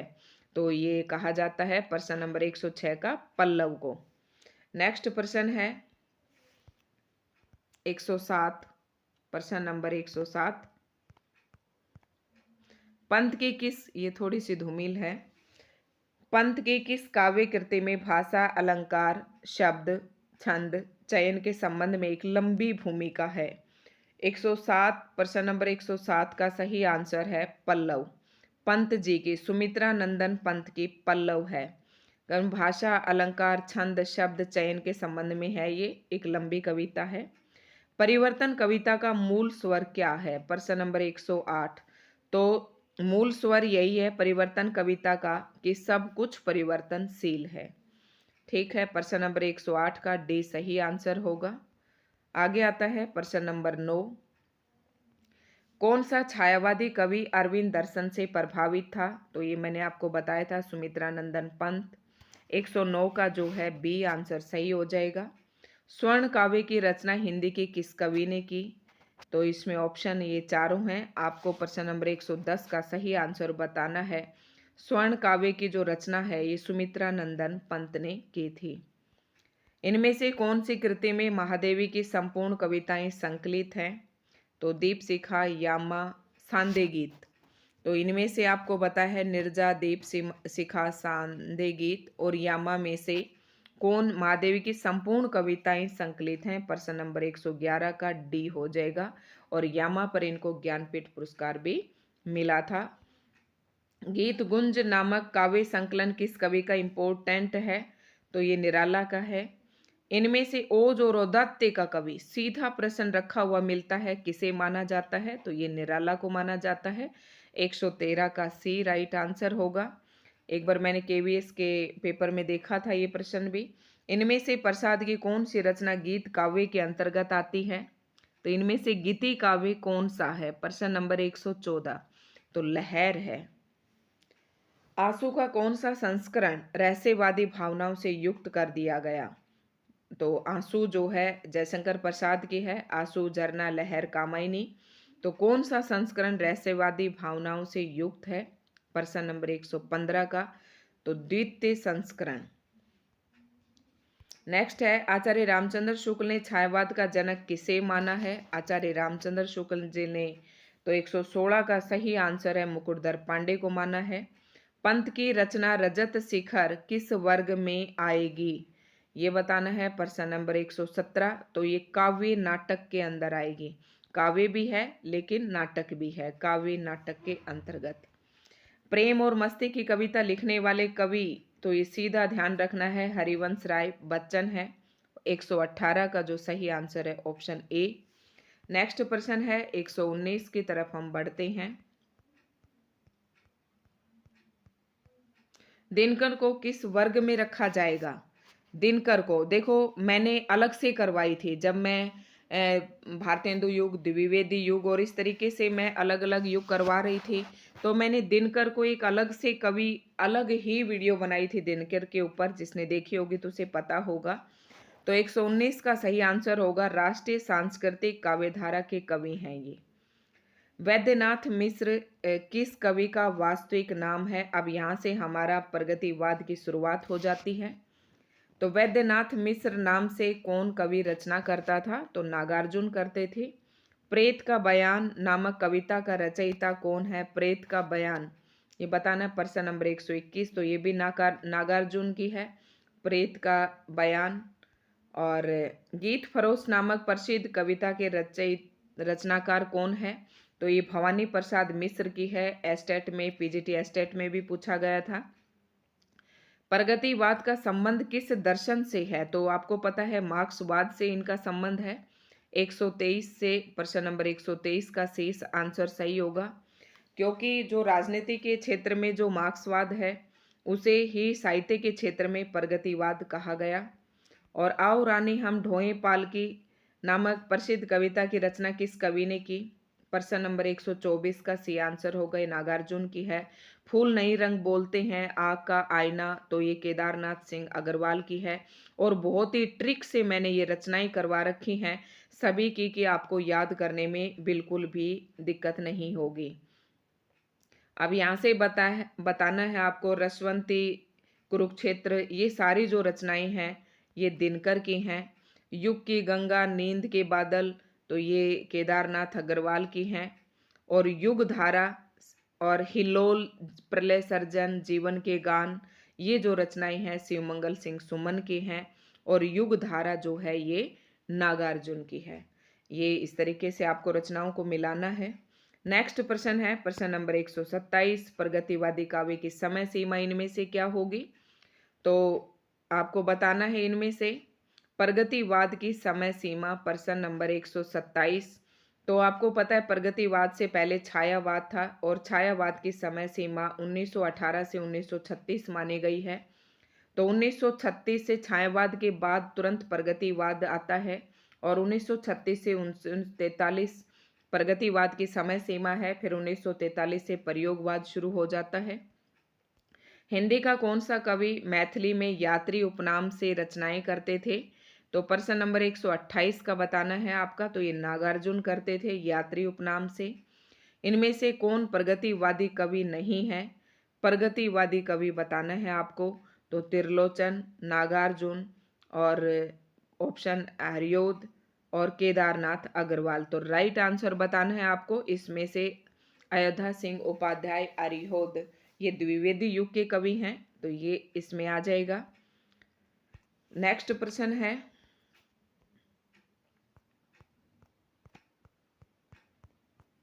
इनमें से प्रगतिवाद के संबंध में कौन सा कथन गलत है?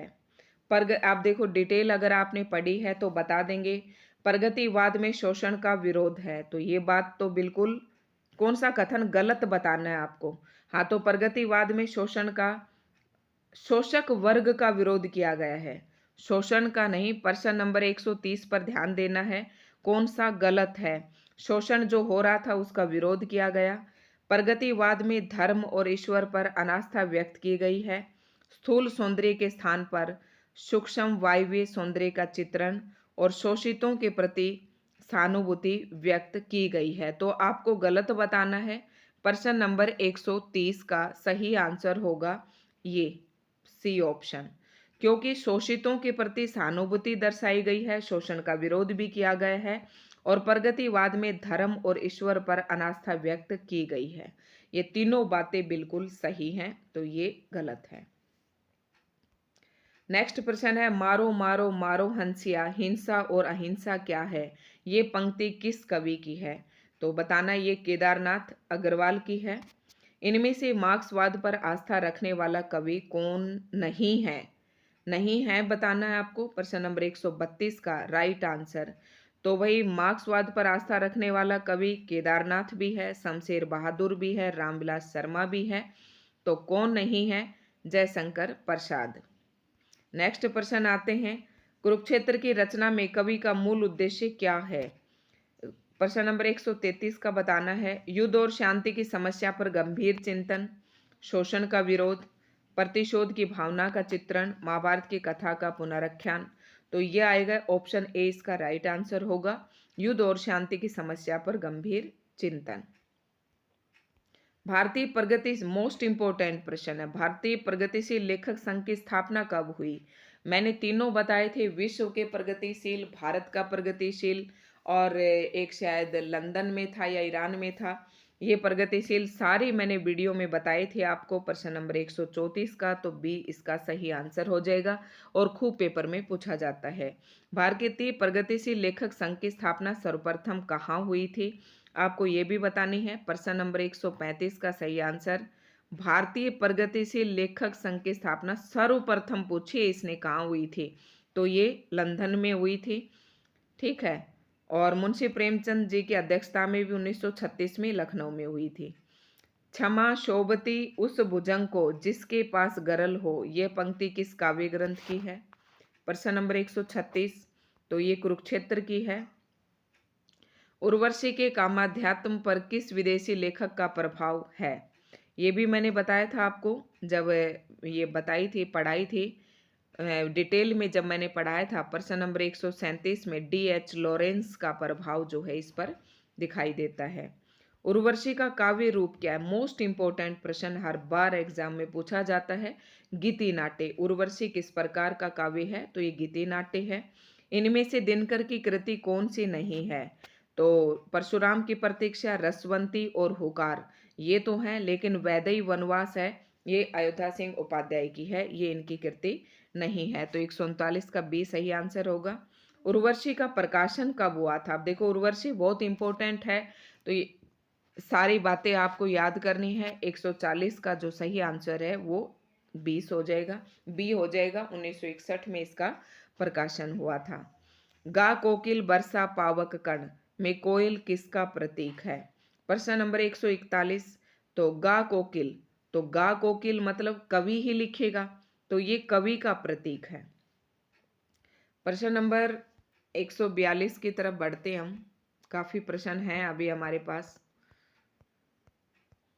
गुरु हथौड़ा काम करती बार बार प्रहार, ये है, ये पंक्ति किस कविता की है? तो ये पंक्ति है प्रश्न नंबर 142 का डी। प्रश्न नंबर 142 का डी। तो वह तोड़ती पत्थर, ये इसका सही आंसर हो जाएगा। ये गुरु हथौड़ा हाथ करती बार बार प्रहार, तो ये वह तोड़ती पत्थर कविता की है। प्रयोगवादी काव्यधारा का प्रारंभ किस पुस्तक के प्रकाशन से माना जाता है? तो ये आपको बताना है। 4 सप्तक थे इसमें, मैंने चारों सप्तक बहुत ही अच्छे से पढ़ाए थे, तो तार सप्तक से माना जाता है। तार सप्तक के संपादक कौन थे? तो अज्ञे जी इसके संपादक थे। और उसमें 4 संपादक थे, सारे बहुत ही अच्छे से डिटेल से बता रखे हैं, ट्रिक से बता रखे हैं। प्रयोगवादी काव्यधारा का प्रारंभ कब से माना जाता है? तो 1943 में इसकी शुरुआत हुई थी। प्रयोग अपने आप में इष्ट नहीं है वरना वह साधन है, ये कथन किसका है? तो प्रश्न नंबर 146 का बताना है, ये कथन अज्ञे का है। और किस काव्य धारा का विकास कालांतर में नई कविता के रूप में हुआ? किस काव्य धारा का विकास वही कालांतर में नई कविता कहलाई? तो ये मैंने बताया था खूब अच्छे से आपको। 147 का बी ऑप्शन सही होगा कि प्रयोगवाद ही आगे चलकर नई कविता के रूप में हुआ। तार सप्तक का प्रकाशन, पहले सप्तक का प्रकाशन 1943 में हुआ था, दूसरे का 1951 में, और तीसरे का 1959 में, और चौथे का 1979 में हुआ था। 79-80। फिर इनमें से कौन सा कवि तार सप्तक का कवि नहीं है? अब तार सप्तक के कवि मैंने बहुत ही ट्रिक से बताई थी। भारत भूषण तार सप्तक के कवि हैं, रामविलास शर्मा, नेमी चंद्र जैन। तो कौन नहीं है? केदारनाथ सिंह नहीं है, इनका तीसरे सप्तक में स्थान आता है। भवानी प्रसाद मिश्र की कविताओं को किस सप्तक में स्थान मिला? तो जिसमें भवानी प्रसाद होंगे, जिस सप्तक में, उसी सप्तक में उनकी कविताएं होंगी। तो भवानी प्रसाद जो है दूसरे सप्तक में थे, तो ये दूसरे सप्तक के। और जब आप इसकी ट्रिक देखेंगे, जो अगर मैंने पढ़ाई है वो वीडियो आप देखेंगे तो हंस हंस कर लोटपोट होंगे। इतने बढ़िया तरीके से मैंने अपने निजी उससे जोड़कर इसका वो बता रखा है। दूसरा सप्तक कब प्रकाशित हुआ? तो मैंने सब बता दिया आपको। 151 का जो है सी ऑप्शन होगा। शमशेर बहादुर सिंह किस सप्तक के कवि हैं? तो मैंने ऐसे किया था कि शमशेर बहादुर हमारे गांव में है, और हमारे गांव में जितने भी व्यक्ति हैं वो सारे दूसरे सप्तक में थे। तो रघुवीर सिंह सहाय, ये हरि नारायण, शकुंतला, ये सारे दूसरे सप्तक के थे, और ये मेरे गांव के लोग थे सारे। तो मैंने ट्रिक बताई थी कि दूसरे सप्तक में है। 152 का बी। तीसरे सप्तक का प्रकाशन वर्ष क्या है? तो तीसरा सप्तक मैंने अभी बताया 1959 में। प्रतीक पत्रिका के संपादक कौन थे? प्रश्न नंबर 154। तो प्रतीक किसका? अज्ञे का। अज्ञे की संपादक में एक पत्रिका निकली थी, प्रतीक। नेक्स्ट प्रश्न है,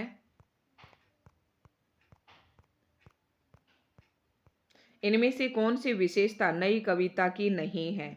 आपको नई कविता की विशेषताएं बतानी है। प्रश्न नंबर 155 का आंसर आपको देना है।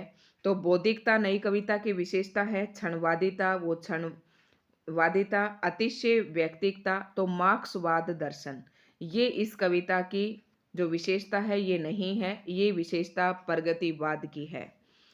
कोशवत सिमटी रही है चाहती नारी, खोल देने लुटने का पुरुष अधिकारी, ये पंक्तियां किस कवि की हैं?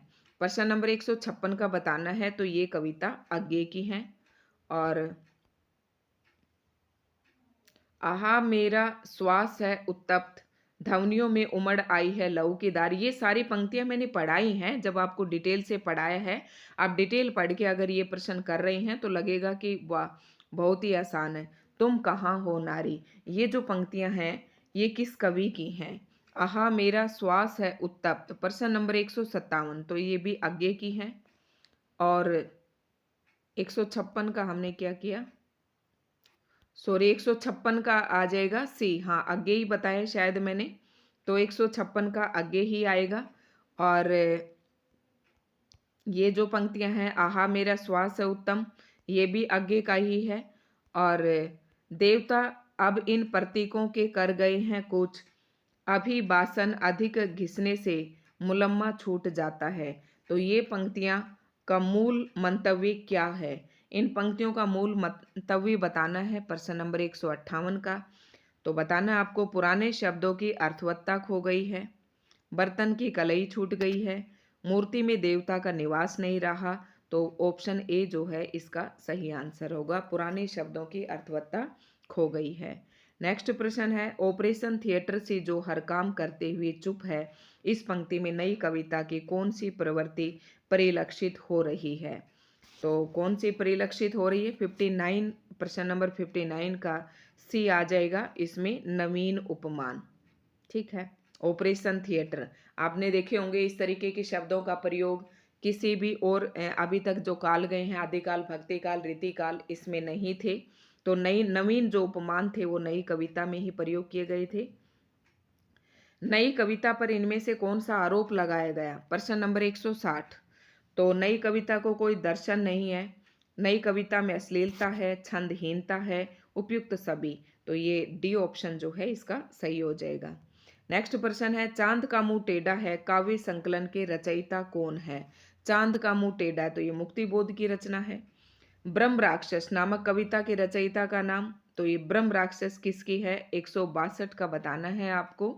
प्रश्न नंबर 162 का सी है, तो ब्रह्म राक्षस भी गजानंद माधव मुक्तिबोध की रचना है। इनमें से कौन सी कृति आगे की नहीं है? आगे की नहीं है वो बताना है। हरी घास पर क्षण भर, बहुत ही अच्छी ट्रिक से मैंने आगे की रचनाएं करवाई थी। बुरी बुरी खाक धूल, अरियो करुणा प्रभा में, आंगन के पार द्वार। तो आगे की ये नहीं है, ऑप्शन बी। निम्नलिखित, नेक्स्ट प्रश्न, निम्नलिखित सूचियों को सुमेलित करते हुए सही विकल्प का चयन कीजिए। प्रश्न नंबर 164 का बताना है आपको, सड़क से संसद तक, संसद से सड़क तक, तो ये आपको पता है धूमिल की है। नाश और निर्माण है, ये नाथ नहीं है, नाश और निर्माण, तो ये गिरजा कुमार माथुर की है। सागर मुद्रा, कितनी नावों में कितनी बार, ये सारा किसकी हैं? आगे की हैं। और कनुप्रिया धर्मवीर भारती की है। कनुप्रिया गीत ठंडा लोहा, ठीक है, तो ये रचनाएं धर्मवीर भारती की हैं। तो इस तरीके से आप प्रश्नों को मिला लेंगे। नेक्स्ट प्रश्न है 165 की तरफ हम बढ़ते हैं, और लगभग अभी हमारे पास 250 प्रश्न और अभी इसमें करने वाले हैं हम। लगभग 100 के आसपास हमारे प्रश्न और बचते हैं। अंधेरे में नामक प्रसिद्ध कविता के रचयिता कौन है? अंधेरे में, तो ये बताना है आपको। प्रश्न नंबर 165 का आंसर बताना है। तो मुक्तिबोध की है अंधेरे में। और हिंदी का प्रतिनिधि गजलकार किस कवि को माना जाता है? तो ये दुष्यंत कुमार को माना जाता है। शिलापंख चमकीले किस की रचना है? शिलापंख चमकीले, तो ये बात बोले भी नहीं हम, उदिता, तो ये शमशेर बहादुर की हैं ये सारी। तो शिलापंख चमकीले ये शमशेर बहादुर की है। इनमें से कौन सी कृति धर्मवीर भारती की नहीं है? बताना है आपको। सात गीत वर्ष, अंधा युग, कनुप्रिया, ये धर्मवीर भारती की हैं, लेकिन ऐसादे वीणा ये इनकी नहीं है। कुआनो नदी किस कवि की रचना है? कुआनो नदी, ये बताने, ये सर्वेश्वर दयाल सक्सेना की है। गर्म हवाएं, कुआनो नदी, काठ की घंटियां। ये संशय की एक रात का कथानक किससे संबंधित है? संशय की एक रात, तो ये राम की कथा पर आधारित है। प्रश्न नंबर 170 का सी। इनमें से नरेश मेहता की रचना कौन सी नहीं है? इनमें से नरेश मेहता की रचना कौन सी नहीं है? संशय की एक रात, महाप्रस्थान, अरण्य। तो ये तीनों ही रचनाएं नरेश मेहता की हैं। और जो गर्म हवाएं हैं, कुआनो नदी, ये सारी रचनाएं सर्वेश्वर दयाल सक्सेना की हैं। चक्रव्यूह और आत्मजयी नामक कृतियों का रचनाकार आपको बताना है। तो ये मैंने अच्छी सी ट्रिक बताई कि आत्मा किसकी है? कुंवर की। तो आप याद रखेंगे चक्रव्यूह और आत्मजयी जो रचनाएं हैं ये कुंवर नारायण की हैं। नेक्स्ट प्रश्न है, इन सूचियों को सुमेलित करते हुए सही विकल्प का चयन कीजिए, ये बताना है। तो अभी बताया मैंने,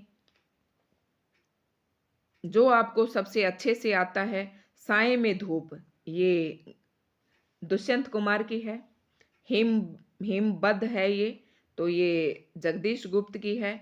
चुका भी नहीं हूं मैं कितने पास, तो ये शमशेर बहादुर की है। और चक्रव्यूह और आत्मजयी जो है ये कुंवर नारायण की है। आप इस तरीके से प्रश्नों को मिला लेंगे। नेक्स्ट जो है नाटक जारी है, तो ये किसका है? अभी रचयिता, नाटक जारी है, रचयिता का नाम बताना है। प्रश्न नंबर 174 का, तो ये लीलाधर जंगूड़ी का है। नेक्स्ट प्रश्न है,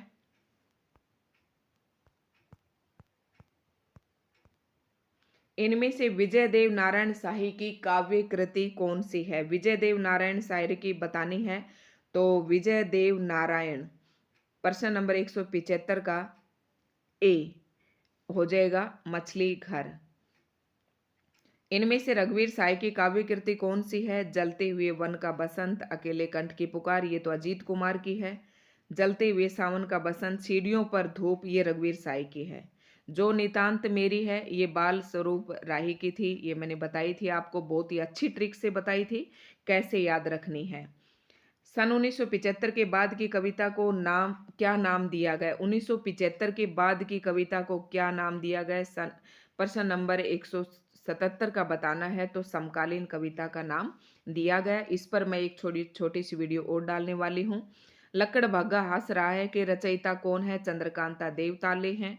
और खिचड़ी विप्लव देखा हमने, ये बतानी है ये रचना किसकी है? प्रश्न नंबर 179। और उसका बी है, ये नागार्जुन की है। साखी के रचयिता इनमें से कौन है? प्रश्न नंबर 180 का, तो विजय देव नारायण शाही हैं। नई कविता पत्रिका का प्रकाशन कब प्रारंभ हुआ? ये बताना आपको। मैंने बताया था पहली लाइन में था जब मैंने वीडियो पढ़ाई थी। तो 1954 में, 181 का सी हो जाएगा। सर्वेश्वर दयाल सक्सेना किस शतक के कवि हैं? ये आपको बताना है। प्रश्न नंबर 182। और प्रश्न नंबर 182 का ये तीसरे शतक के कवि हैं।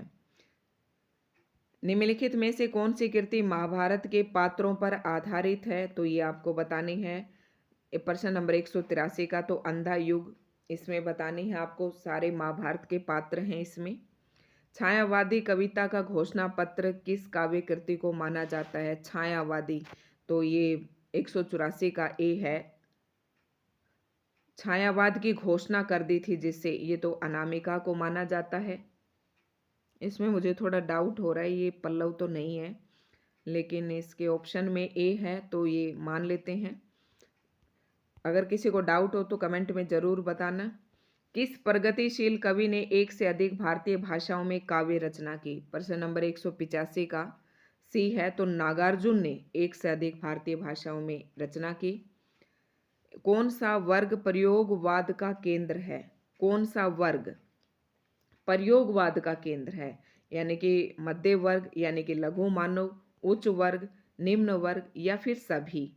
प्रश्न नंबर 186 का ए आंसर होगा कि प्रयोगवाद में लघु मानव जो है केंद्र है, यानी कि मध्य वर्गी वर्ग को लघु मानव कहा है। आगे के अनुसार तार सप्तक का क्या अर्थ है? आगे के अनुसार तार सप्तक का क्या अर्थ है, ये आपको बताना है। प्रश्न नंबर 187। 7 कवियों का संकलन, एक ही प्रकार की भाव चेतना के तार में पिरोए 7 कवियों की रचनाओं का संग्रह। तार 7 तारों का समूह, 7 विचारधाराओं का संकलन। तो ऑप्शन बी जो है राइट आंसर है। नेक्स्ट प्रश्न की तरफ बढ़ते हैं हम। मोची राम कविता के रचयिता का नाम बताइए। मोची राम किसकी रचना है? 188 का बताना है। तो मोची राम ये धूमिल की है। साए में धूप संग्रह के रचनाकार दुष्यंत कुमार हैं। माया दर्पण और जल सागर के रचयिता कवि कौन है? तो ये भी मैंने बताए थे आपको जब पढ़ाए थे, श्रीकांत वर्मा है। निम्नलिखित सूचियों को फिर से संकलित करना है। कृति दी गई है और कृतिकार दिया गया है। ठंडा लोहा मैंने बताया था धर्मवीर भारती का है। आत्मा किसकी है? कुंवर की है। और पुरानी जूतियों का कोर्स तो ये नागार्जुन की है। और जंगल का दर्द, कुआनो नदी, गर्म हवाएं, ये सर्वेश्वर दयाल सक्सेना की है। नेक्स्ट प्रश्न की तरफ बढ़ते हैं। ये था हमारा प्रश्न नंबर 191। केचुआ छंद का प्रयोग किस कवि की कविताओं में हुआ है? प्रश्न नंबर 192। केचुआ छंद तो ये निराला की कविताओं में हुआ है। लघु मानव की महत्ता का प्रतिपादक कवि इनमें से कौन है? लघु मानव की महत्ता का प्रतिपादक कवि तो ये विजय देव नारायण शाही को माना जाता है। और नेक्स्ट प्रश्न है, आगे को साहित्य अकादमी पुरस्कार किस रचना पर मिला? 194 का बताना है आपको। आगे को तो इसका आंगन के पार द्वार पर साहित्य अकादमी पुरस्कार मिला। जिसने नहीं देखी हो, मैंने पुरस्कार के नाम से एक वीडियो डाल रखी है, देख लें। सतपुड़ा के जंगल नामक काव्य कृति के रचयिता बताना है। प्रश्न नंबर 195 का ए है। 195 का ए है तो भवानी प्रसाद मिश्र इसका आ जाएगा। आत्मने पद के लेखक कौन है? तो ये तो आपको पता ही होगा, 100 यज्ञ की रचना है, ऑप्शन सी। मदन वात्स्यायन किस सप्तक के कवि हैं? 197 का बताना है तो ये तीसरे सप्तक के कवि हैं। कौन सा कवि तीसरे सप्तक का कवि नहीं है? तो कीर्ति, केदार, कैके नाम से 2 बताए थे, विजय 3, नारायण बताए थे, सर्वेश्वर दल सक्सेना। तो धर्मवीर भारती तीसरे सप्तक के नहीं है, ये दूसरे सप्तक के कवि हैं। कठोपनिषद के नचिकेता प्रसंग पर आधारित काव्य कौन सा है? ये भी आपको बताना इंपॉर्टेंट प्रश्न है। इसका आंसर है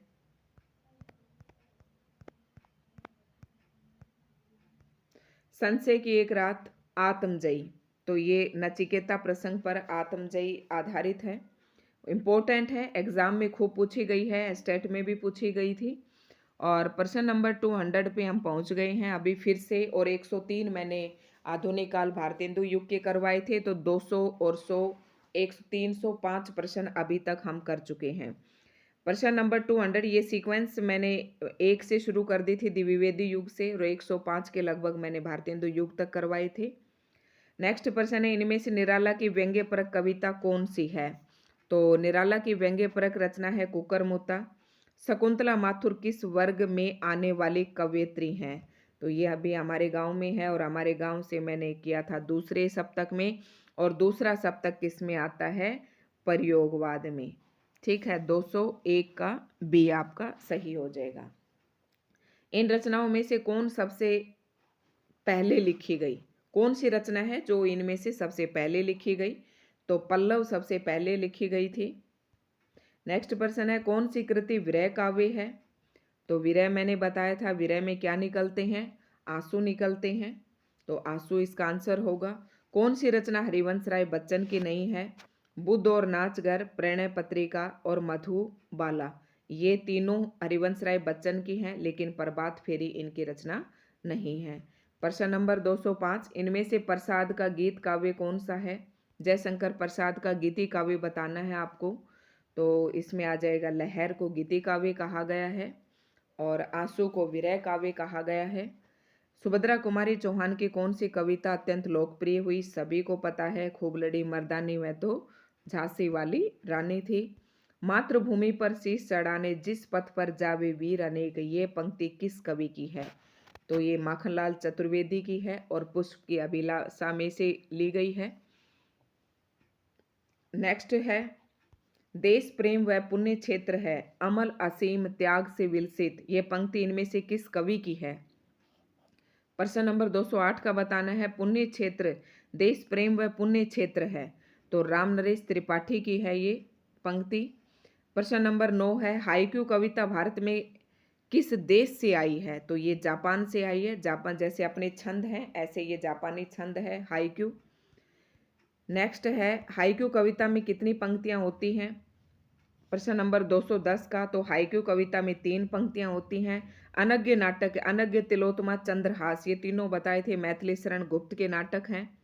रामधारी सिंह दिनकर ने D.H. लॉरेंस की कविताओं का अनुवाद किस नाम से किया? तो ये आपको बताना है। प्रश्न नंबर 212 का सही आंसर होगा आत्मा की आंखें। ये बताया था मैंने, आप देखेंगे ना जब पढ़ेंगे आप रामधारी सिंह दिनकर की मैंने सारी रचनाएं ट्रिक से और एक अलग से वीडियो डाल रखी है। सभी रचनाएं मैंने ट्रिक से और उनके महत्वपूर्ण तथ्य हर उसके, जैसे द्विवेदी युग है, प्रगतिवादी युग है, उन सब के कवि रचनाएं और उनके महत्वपूर्ण तथ्य साथ साथ करवा रखे हैं। अगर आपने वो पढ़े हैं तो ये सारे प्रश्न आप करने में सक्षम हैं। तो रामधारी सिंह दिनकर के D.H. लॉरेंस की कविताओं का अनुवाद आत्मा की आंखें नाम से किया।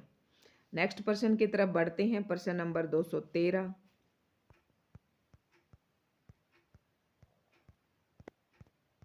इनमें से कौन सा पात्र उर्वशी का है? देखो इस तरीके के प्रश्न भी बहुत पूछे जाते हैं। तो उर्वशी का कौन सा पात्र है इसमें? सुकन्या। याद रखना है आपको। न्यूनियार ये इनमें नहीं है, ये उसमें नाटकों में है। ये आपको सुकन्या याद रखना है। त्रिशूल इनमें से किस कवि का उपनाम था? मैंने बताया था आपको। तो त्रिशूल उपनाम से रचनाएं करते थे गया प्रसाद शुक्ल स्नेही। ये त्रिशूल नाम से करते थे। नाथुराम शर्मा इनका उपनाम शंकर था। और कौन सी कृति सबसे पहले लिखी गई ये बताना है। रस कलश, प्रिय प्रवास, चुपते चोपते, पद्य प्रसून। तो रचनाएं मैंने बिल्कुल सीक्वेंस से करवाई थी। सबसे पहले कौन सी आती है इनमें से ये आपको बताना है। प्रश्न नंबर 215 का सी आंसर होगा सबसे पहले प्रिय प्रवास लिखी गई थी इनमें से। अयोध्या सिंह उपाध्याय द्वारा रचित रीति ग्रंथ का नाम बताइए। तो रीति ग्रंथ बताना है। 216 का सही आंसर होगा आपका रस कलश। ये एक रीति ग्रंथ है। दिनकर के किस काव्य ग्रंथ में कामाध्यात्म का विवेचन हुआ है? तो एक बार नहीं, ये प्रश्न हम पूरा कई बार पढ़ चुके हैं। तो इसका राइट आंसर उर्वशी होगा। क्वासी इनमें से किस कवि की कृति है? क्वासी हम विष पाई जन्म के, तो ये बालकृष्ण शर्मा नवीन की है। प्रश्न नंबर है ये 218, 218 का बालकृष्ण शर्मा नवीन। कौन सा कवि तीसरे सप्तक का नहीं है? आपको बताना है तीसरे सप्तक का नहीं है। तो इनमें से आपको अगर आपने याद कर रखे हैं तो आप बता पाएंगे। तीसरे सप्तक का शमशेर बहादुर नहीं है, ये दूसरे सप्तक में आता है। और ये तीनों तीसरे सप्तक के कवि हैं। नरेश मेहता किस सप्तक के कवि हैं? तो नरेश मेहता मेरे गांव का है, तो ये दूसरे सप्तक के हैं। शमशेर बहादुर भी मेरे गांव में है एक आदमी, तो वो भी दूसरे सप्तक में है। निम्न में से कौन सा सप्तक प्रकाशित हुआ 1951 में? कौन सा? तो ये बताना है 1951 में। बताइए आप कौन सा सप्तक प्रकाशित हुआ था? प्रश्न नंबर 221। तो दूसरा सप्तक 1951 में प्रकाशित हुआ। सावन मेघ किस कवि की लिखी कविता है? 222। तो यज्ञ की है सावन मेघ। हरी घास पर क्षण भर, ये सारी कविताएं यज्ञ की हैं। साहित्यकार कला और साहित्य को कमर्शियल पोर्नोग्राफी के स्तर पर उतारते जा रहे हैं, ये कथन किस आलोचक का है? 223 का आंसर होगा कुमार विमल का। दुख सबको मांजता है, ये पंक्ति बहुत ही महत्वपूर्ण है और यज्ञ की पंक्ति है, ये आपको याद रखना है। सांप तुम सभ्य तो नहीं हुए, ये पंक्ति भी यज्ञ की है और खो पेपर में पूछी जाती है। प्रार्थना पुरुष के रचयिता कवि कौन है? प्रार्थना पुरुष प्रश्न नंबर 225 का राइट आंसर होगा नरेश मेहता, जो कि प्रार्थना पुरुष एक रचना है जो गांधी जीवन पर आधारित है और नरेश मेहता द्वारा रचित है। प्रश्न नंबर 225 के बाद प्रश्न नंबर 226 आता है और मैंने सारी ही रचनाएं करवा दी हैं। इनमें से समकालीन कविता से जुड़ा कवि कौन है? प्रश्न नंबर 226 करना है आपको।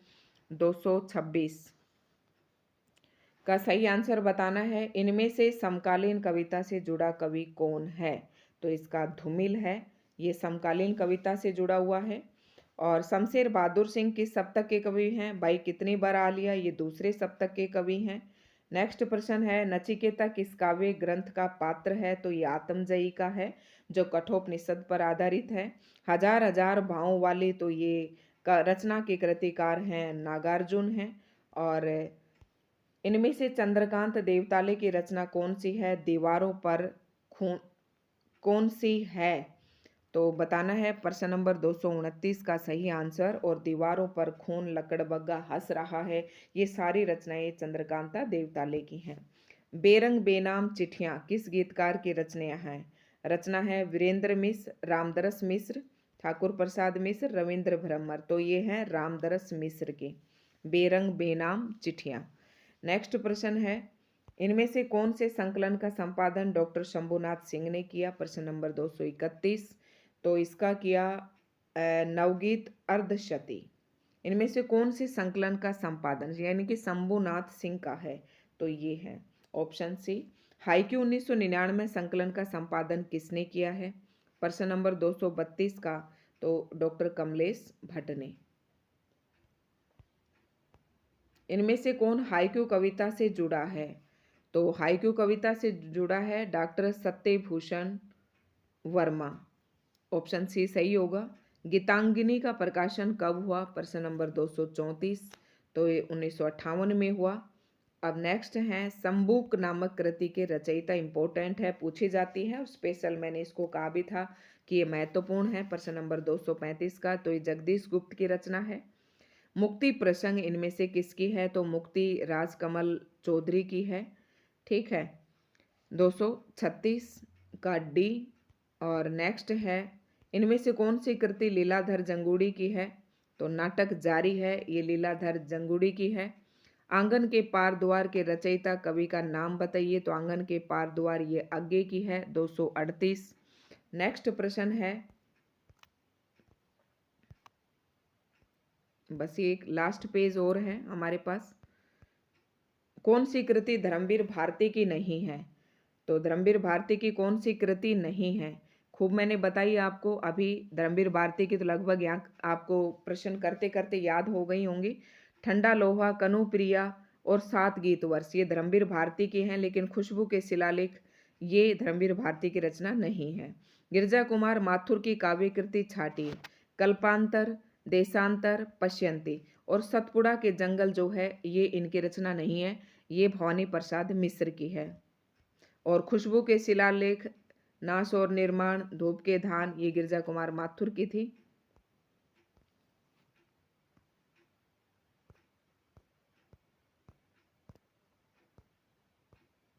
यहाँ थे हम। इनमें से कौन स्वच्छंदतावादी कवि नहीं है? तो स्वच्छंदतावादी कवि की भी मैंने एक अलग से वीडियो डाली थी, जो कवि स्वच्छंदतावादी हैं। प्रश्न नंबर 241। और 4 कवि करवाए थे मैंने, श्रीधर पाठक, मुकुटधर पांडे, 200 ये और सत्यनारायण कविरत्न ये स्वच्छंदतावादी कवि हैं, लेकिन राम नरेश त्रिपाठी स्वच्छंदतावादी कवि नहीं है, राष्ट्रीय काव्यधारा के कवि हैं। जकी उपनाम से हिंदी के कौन से कवि उर्दू में लिखते थे? कई बार प्रश्न आ लिया है, जगन्नाथ दास रत्नाकर। शुक्ल जी ने इनमें से किस कवि को छायावाद का प्रवर्तक माना है? तो ये भी कई बार रिपीट हो लिया, मुकुटधर पांडे को माना है। और प्रश्न नंबर 244 है, कौन सी राष्ट्रीय काव्यधारा का कवि नहीं है इनमें से? ये बताना है 244 प्रश्न नंबर 44 का। तो राम नरेश त्रिपाठी काव्यधारक कवि हैं, बालकृष्ण शर्मा नवीन भी हैं और माखनलाल चतुर्वेदी भी है। तो श्रीधर पाठक नहीं है, श्रीधर पाठक स्वच्छंदतावादी कवि हैं, ये याद रखना है, पूछा जाता है प्रश्न। वह नर नहीं नर पशु निरा है और मृतक समान है, ये पंक्ति किस कवि की है? प्रश्न नंबर 245 का सी आंसर होगा गया प्रसाद शुक्ल सनेही। कवि कर्तव्य किसका निबंध है? ये भी बताया था, खूब मैंने पढ़ाया था जब कि कवि को उसके कर्तव्यों का बोध करवाया इस निबंध के माध्यम से। तो ये महावीर प्रसाद द्विवेदी जी का है। नेक्स्ट प्रश्न है, आचार्य महावीर प्रसाद द्विवेदी और हिंदी नवजागरण नामक पुस्तक के रचयिता कौन है? ये भी मैंने इसके नाम से एक अलग से हेडिंग बनाकर वीडियो बना रखी है। प्रश्न नंबर 247 का डी है, रामविलास शर्मा। महावीर प्रसाद द्विवेदी और हिंदी नवजागरण। किस कवि का जीवन काल 1856 और मृत्यु 1964 है? 248 का राइट आंसर बताना है, तो मैथिली शरण गुप्त का है। साकेत महाकाव्य का नामकरण किसके आधार पर किया गया है? तो साकेत आपको पता है कि स्थान का नाम है, तो स्थान के आधार पर किया गया है। निम्न रचनाओं को उनके आरोही, आरोही में सबसे पहले सबसे छोटा, फिर उससे बड़ी, फिर उससे बड़ी, यानी कि रचना क्रम के हिसाब से, प्रकाशन वर्ष के हिसाब से आपको बताना है। तो 250 का कौन सा सही होगा? तो आपको लगा लेने हैं इसमें से। सबसे इसका ए ऑप्शन सही है, तार शब्द तक, अंधा युग, काठ की घंटियां, संसद से सड़क तक। तो ये थे हमारे कुछ प्रश्न। ये लास्ट पेज है, इसके और कर लेते हैं हम। निम्न कथनों को उनके रचयिताओं से सुमेलित कीजिए और सही विकल्प का चयन कीजिए। प्रश्न नंबर 251 का। तो धिक जीवन जो पाता ही आया है विरोध, ये पंक्ति एक बार नहीं, हमारे पास कई बार आ चुकी है। तो ये आपको बतानी है। छोड़ द्रुमों की मृदु छाया, ये है सुमित्रा नंदन पंत की। मैं नीर भरी दुख की बदली, ये महादेवी वर्मा की। दिख जीवन जो पाता ही आया है विरोध, तो ये किसकी हो जाएगी? निराला की। दया माया ममता लो, तो ये हो जाएगी जयशंकर प्रसाद की। यानी कि ए का बी, ए का बी, ए का बी, ए का कौन सा था? ए का बी मतलब ए का दूसरा। तो ए का दूसरा इसी ऑप्शन में है। ए का दूसरा ये रहा डी। और प्रश्न नंबर 251 का जो है, नहीं कौन सा लगाया ये हमने, 251 का सी सही आंसर है। इसमें ए का तीसरा होगा, ए का तीसरा हमने कौन सा लगाया था? ए का तीसरा। तो यही तो लगाया था, दिख जीवन जो पाता ही आया विरोध। ठीक है, नीर भरी दुख की बदली, डी का कौन सा होगा? ये महादेव वर्मा का, डी का दूसरा। तो कोई एक से मिला लें आप इसे। डी का दूसरा तो दो में था, लेकिन ए का तीसरा ये बी इसमें है, तो एक और मिला के देख लें। वैसे मैंने आपको सारी बता दी हैं, तो इसका सी ऑप्शन सही है। और मैथिली शरण गुप्त की निम्न रचनाओं के रचना काल के आरोही क्रम में व्यवस्थित करनी है। तो इनमें से होगा भारत भारती, साकेत, यशोधरा, द्वापर। ये मैंने क्रम से उस वीडियो में करवा रखी हैं, आप देख लें। निम्नलिखित कविताओं को उनके रचयिताओं से सुमेलित करते हुए दिए गए कोड से सही विकल्प का चयन करना है। तो जूही की कली, बताओ ये किसकी है? नदी के दीप, पुष्प की अभिलाषा, ये किसकी है? माखनलाल चतुर्वेदी की। नदी के दीप ये आगे की है। और जूही की कली ये निराला की है। और नौका विहार ये किसकी है? पंत की। तो ए का चौथा, ए का चौथा देख लेते हैं अभी। ए का चौथा दो में है, और नौका विहार मैंने पंत की बताई। बी का तीसरा, तो बी का तीसरा ऑप्शन ए इसका आपका सही हो जाता है। प्रश्न नंबर 253 का ऑप्शन ए ही सही होगा। ऐसे आप थोड़ा छोटा करके ऐसे करके मिला सकते हैं। इसका राइट आंसर ऑप्शन ए है। ठीक है, ये ऐसे आप मिला लें। नेक्स्ट है, प्रसाद जी की किन रचनाओं को रचना काल के आरोही क्रम में व्यवस्थित कीजिए। तो इसमें आ जाएगी सबसे पहले झरना, आंसू, लहर, कामायनी। ये मैंने तो रट रखे हैं। झरना सबसे पहले आएंगे, झरेंगे, आंसू, लहर में, फिर कामायनी। नेक्स्ट है, निम्न रचनाओं को रचना काल के आरोही क्रम में व्यवस्थित करना है। रचना को करना है आपको 255, प्रश्न नंबर 255। तो इसका अनामिका, पल्लव, कामायनी, फिर उर्वशी, ये दिनकर की है। तो ये थे हमारे 255 प्लस 105, इतने प्रश्न मैंने इसमें करवा दिए हैं। लगभग 360 प्रश्न इस वीडियो में हैं। तो ये आपको अगर वीडियो अच्छी लगी हो तो लाइक एंड शेयर करें। तो मैंने एक ही जगह पर करवाने की कोशिश की है संपूर्ण आधुनिक काल के एमसीक्यूज। आपको दोस्तों वीडियो अच्छी लगे तो लाइक एंड शेयर करें। और हिंदी साहित्य की संपूर्ण तैयारी करने के लिए किसी भी परीक्षा से संबंधित आप हमारे चैनल से जुड़ सकते हैं। बहुत बहुत धन्यवाद।